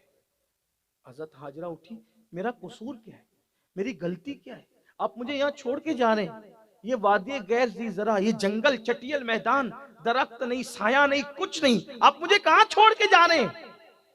हजरत इब्राहिम को बहुत प्यार था हजरत हाजरा से, उनका मुंह भी नहीं देखते थे। अगर मुंह देख लूंगा तो कहीं बीवी की मोहब्बत अल्लाह के हुक्म पर अमल करने में कहीं मुझे तामुल में गिरफ्तार न कर दे। ना बीवी का मुंह देखा, ना बच्चे का मुंह, सर नीचा करके जा रहे हैं। पीछे बीवी कहती है, किसके भरोसे छोड़ जा रहे हैं? बस नजर झुका के, चेहरा मोड़ के कहा, अल्लाह के भरोसे। क्या ये अल्लाह का हुक्म है? हाँ, अल्लाह का हुक्म है। हाजरा ने कहा, अगर ये अल्लाह का हुक्म है, मेरे लिए अल्लाह काफी है, मेरे लिए अल्लाह काफी है। और याद रखना, जो कह दे अल्लाह काफी है तो उसके लिए अल्लाह काफी है। जाकर बैठ गई। इब्राहिम अलैहिस्सलाम दूर गए, जहां से हाजरा नहीं दिख सकती थी, न इस्माइल अलैहिस्सलाम बज़ाहिर दिख सकते थे। मोहब्बत उमड़ने लगी, आंख में आंसू।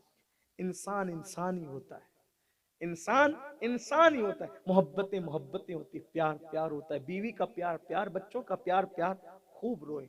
और रोकर हाथ उठा दी, ए अल्लाह मेरे बच्चों के लिए, मेरी बीवी के लिए रोजी का इंतजाम कर दे इस वादिये गैर ज़ीज़रा में।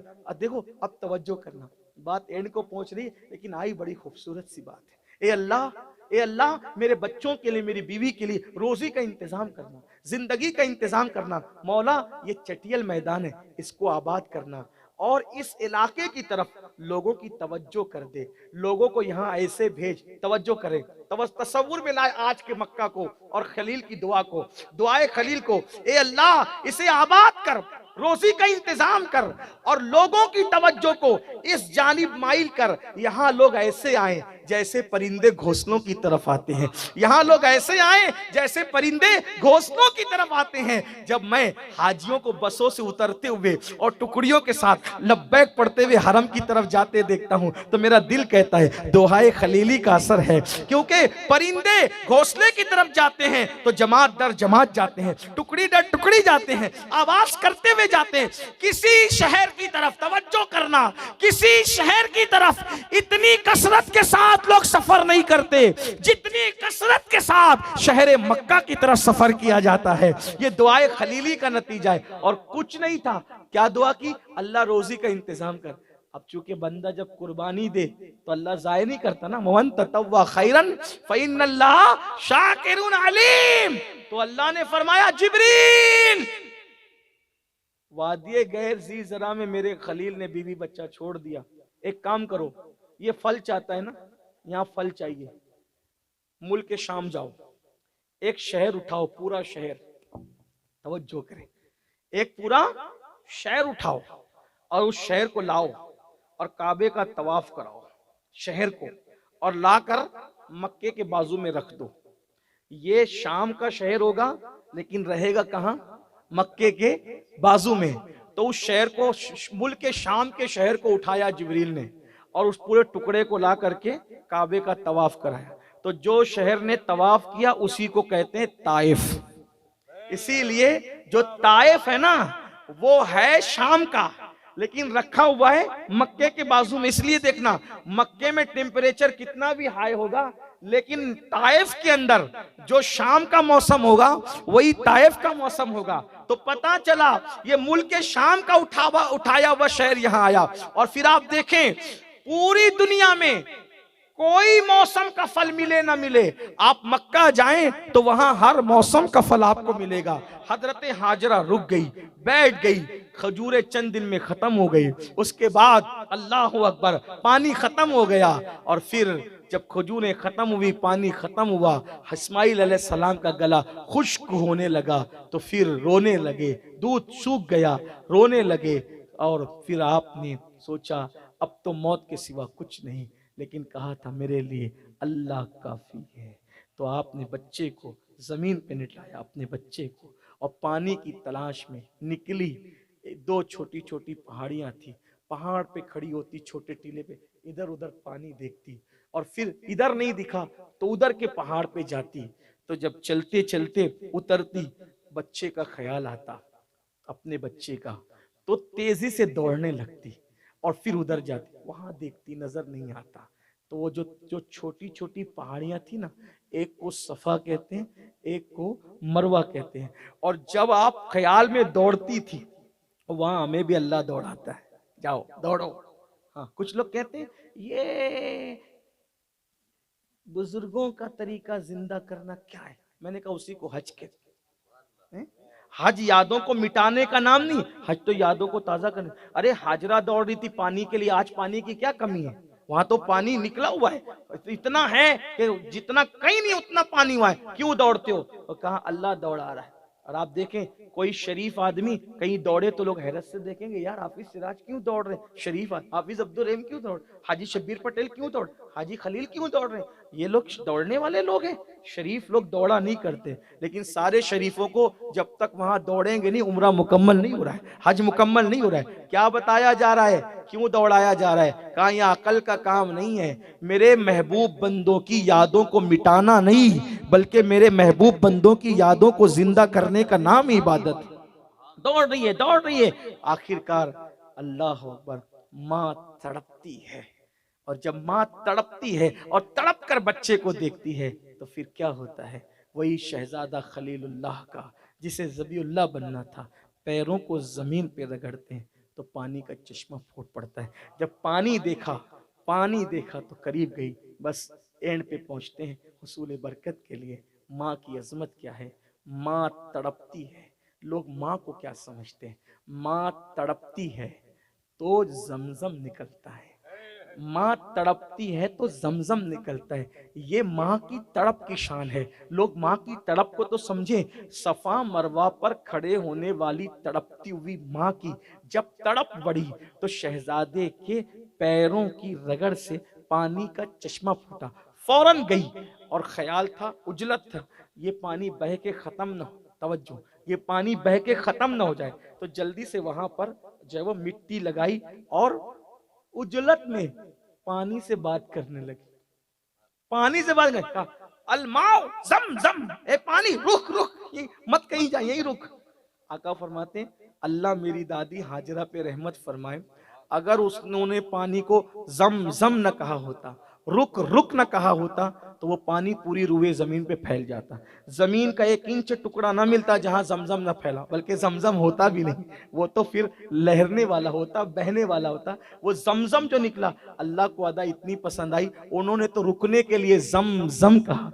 आज भी उसे लोग जमजम कहते हैं। और मेरे इमाम जब जमजम पे पहुंचते हैं तो वहां उनको अपने आका याद आते हैं, ये जमजम है। और मेरे आका को जो मिला है वो जमजम नहीं, वो कम कम नहीं, बल्कि उसको कौसर कहते हैं। और फिर इमाम यूं बयान करते हैं शान मुस्तफ़ा, उनको बेमांगे मिला, इनको रगड़ कर एड़ियां, उनको बेमांगे मिला, इनको रगड़ कर एड़ियां, साहिबे कौसर के हमसर, साहिबे जमजम नहीं, जमजम निकला, पानी पिया। जमजम एक ऐसा पानी है, उसकी खुसूसियत है, पियो तो भूख भी मिटती है, प्यास भी मिटती है, थकन भी दूर होती है, बीमारी भी दूर होती है। जिस मकसद के तहत पियो वो मकसद पूरा हो जाता है। फिर जमजम निकला तो फिर एक काफला उधर से गुजर रहा था, तो देखा कि चिड़िया और परिंदे मंडला रहे हैं। उन्होंने समझ लिया जहां चिड़िया और परिंदे मंडलाए समझ लो वहां पानी है। आए, पानी देखा, पानी पिया, देखा एक खातून बैठी हुई है, खातून बैठी है, तो पूछा ये कुआं किसका है? मेरा है, अगर इजाजत दे तो हम यहाँ रुकें। रुको, शौक से रुको। ये पहला काफला था जो मक्के में आकर के रुक गया। मैं अक्सर ज़ौक में कहता हूँ, तवज्जो, ज़ौक में कहता हूँ, अगर शौहर बीवी से सच्ची वफा कर ले, अगर शौहर बीवी से सच्ची वफा कर ले तो उसके रुखसार के तिल पर समरकंद और बुखारा जैसे शहर बसते हैं और उसी की याद में ताजमहल जैसी इमारतें बनती हैं। और अगर बीवी शौहर से वफा करके सदाकत के साथ बैठ जाए तो मक्का जैसा शहर बसता है और काबा जैसी इमारत बनती है। काफिला आया, बनु जुरहम उस काफिले का नाम था, रुके ठहरे। इस्माइल अलैहिस्सलाम दिन ब दिन बड़े हो रहे थे, उसी काफिले वाले आबादी उनकी बड़ी। करार ये हुआ जमजम हमारा होगा, कुआं हमारा होगा, इस्तेमाल तुम करोगे। फिर उसके बाद उसी खानदान में हजरत इस्माइल अलैहिस्सलाम की पहली शादी हुई। जब पहली शादी हुई, यानी अभी आप जो है वो इस उम्र को पहुंच चुके थे। हजरत इब्राहिम इस्माइल अलैहिस्सलाम तकरीबन शादी की उम्र को आपकी शादी हो गई, लेकिन उस दरमियान में एक वाकया पेश आया कुर्बानी का, जो आप हमेशा ईदगाह के मौके पर सुनते हैं। अब वो मैं नहीं बयान करूंगा, लेकिन जब शादी हुई तो इब्राहिम अलैहिस्सलाम हफ्ते में 15 दिन में अब मिलने के लिए अल्लाह की इजाज़त हो गई थी, आने लगे थे, क्योंकि उधर इसाक अलैहिस्सलाम भी पैदा हो चुके थे। इधर ये बड़े हो रहे थे, उधर इसाक अलैहिस्सलाम की विलादत हुई तो हज़रत सारा ने इजाज़त दे दी, अल्लाह की तरफ से इज़्न मिल गया, आने लगे। तो हज़रत इब्राहिम अलैहिस्सलाम जब पहली मर्तबा शादी के बाद आए तो इस्माइल अलैहिस्सलाम जंगल गए थे लकड़ियाँ काटने के लिए, जंगल गए। आए, आप पूछा कि तुम्हारे शौहर कहाँ है? वो जंगल गए लकड़ियाँ काटने। अच्छा, कैसा चल रहा है, क्या हालात है? बहुत ख़राब हालात है हज़रत, खाना नहीं है, पानी नहीं है, बहुत बुरे हालात है, घर में कुछ अच्छा नहीं है। फरमाया अच्छा, तुम्हारे शौहर आए तो कह देना कि मुल्क शाम से कोई आया था, सलाम बोला और कहा घर की चौखट अच्छी नहीं है, चौखट बदल देना। घर की चौखट अच्छी नहीं है, चौखट बदल देना। जैसे ही चले गए तो इस्माइल अलैहिस्सलाम आए तो रोने लगे, और रोए तो पूछा कि बाबा की खुशबू आ रही है। बाबा आए थे क्या? और तुम्हारे बाबा कौन है मुझे नहीं पता, अलबत्ता एक बहुत खूबसूरत बुजुर्ग आए थे। अच्छा, क्या कह रहे थे? सलाम का आपको, और कुछ कहा कि घर की चौखट अच्छी नहीं है, चौखट बदल देना। अच्छा, तो फिर इसका मतलब तुम मेरे घर में रहने के काबिल नहीं हो। क्यों? क्यों? उस औरत ने घर की शिकायत की, घर में अच्छा नहीं है, हालात अच्छे नहीं है, बरकत नहीं है। तो जो औरत शिकायत करने वाली हो वो नबी के घर में रहने के काबिल नहीं है, क्योंकि इस्माइल अलैहिस्सलाम के घर में जो औरत रहनी थी वो नबियों की माँ, सैयदुल अंबिया की माँ बनने वाली थी ना। तो इसलिए वहां तो कोई छोटे दिल और दिमाग वाले की जगह ही नहीं थी। फिर उसके बाद चंद दिनों के बाद दूसरी शादी की इस्माइल अलैहिस्सलाम ने। फिर उसके बाद आए, अब भी जंगल गए थे। अब आए, पूछा कि कहाँ गए तुम्हारे शोहर? जंगल गए। क्या हालात हैं हजरत? क्या कहने, मेरे शौहर बड़े नेक हैं, बहुत हालात अच्छे हैं, बहुत अच्छे से गुजर, जो है अल्लाह का शुक्र है, अल्लाह जिस हाल में रखे शुक्र है। चले गए। कहा शौहर आए सलाम कहना। कहा बुजुर्ग आए थे, कह गए चौखट बहुत अच्छी है, कदर करके इज्जत के साथ रखना। आए, फिर रो पड़े, बाबा की खुशबू आ रही है। कहाँ? कहा कोई आए थे? अरे बुजुर्ग आए थे। क्या कहा? सलाम कहा, और क्या कहा? कहा चौखट बहुत अच्छी है, तो इज्जत के साथ संभाल के रखना। कहा अच्छा, इसका मतलब मेरे बाबा बोल गए कि तुम मेरे घर में रहने के काबिल हो। उसी खातून को अल्लाह की तारीफ इतनी पसंद आई कि अल्लाह ने उन्हीं की नस्ल में फिर मोहम्मदुर रसूलुल्लाह को पैदा। गरीब सादा वो रंगी है दास्तानी हरम, निहायत उसकी हुसैन, इब्तिदा है इस्माइल, वमा अलैना इल्लल बलाग। अस्सलाम।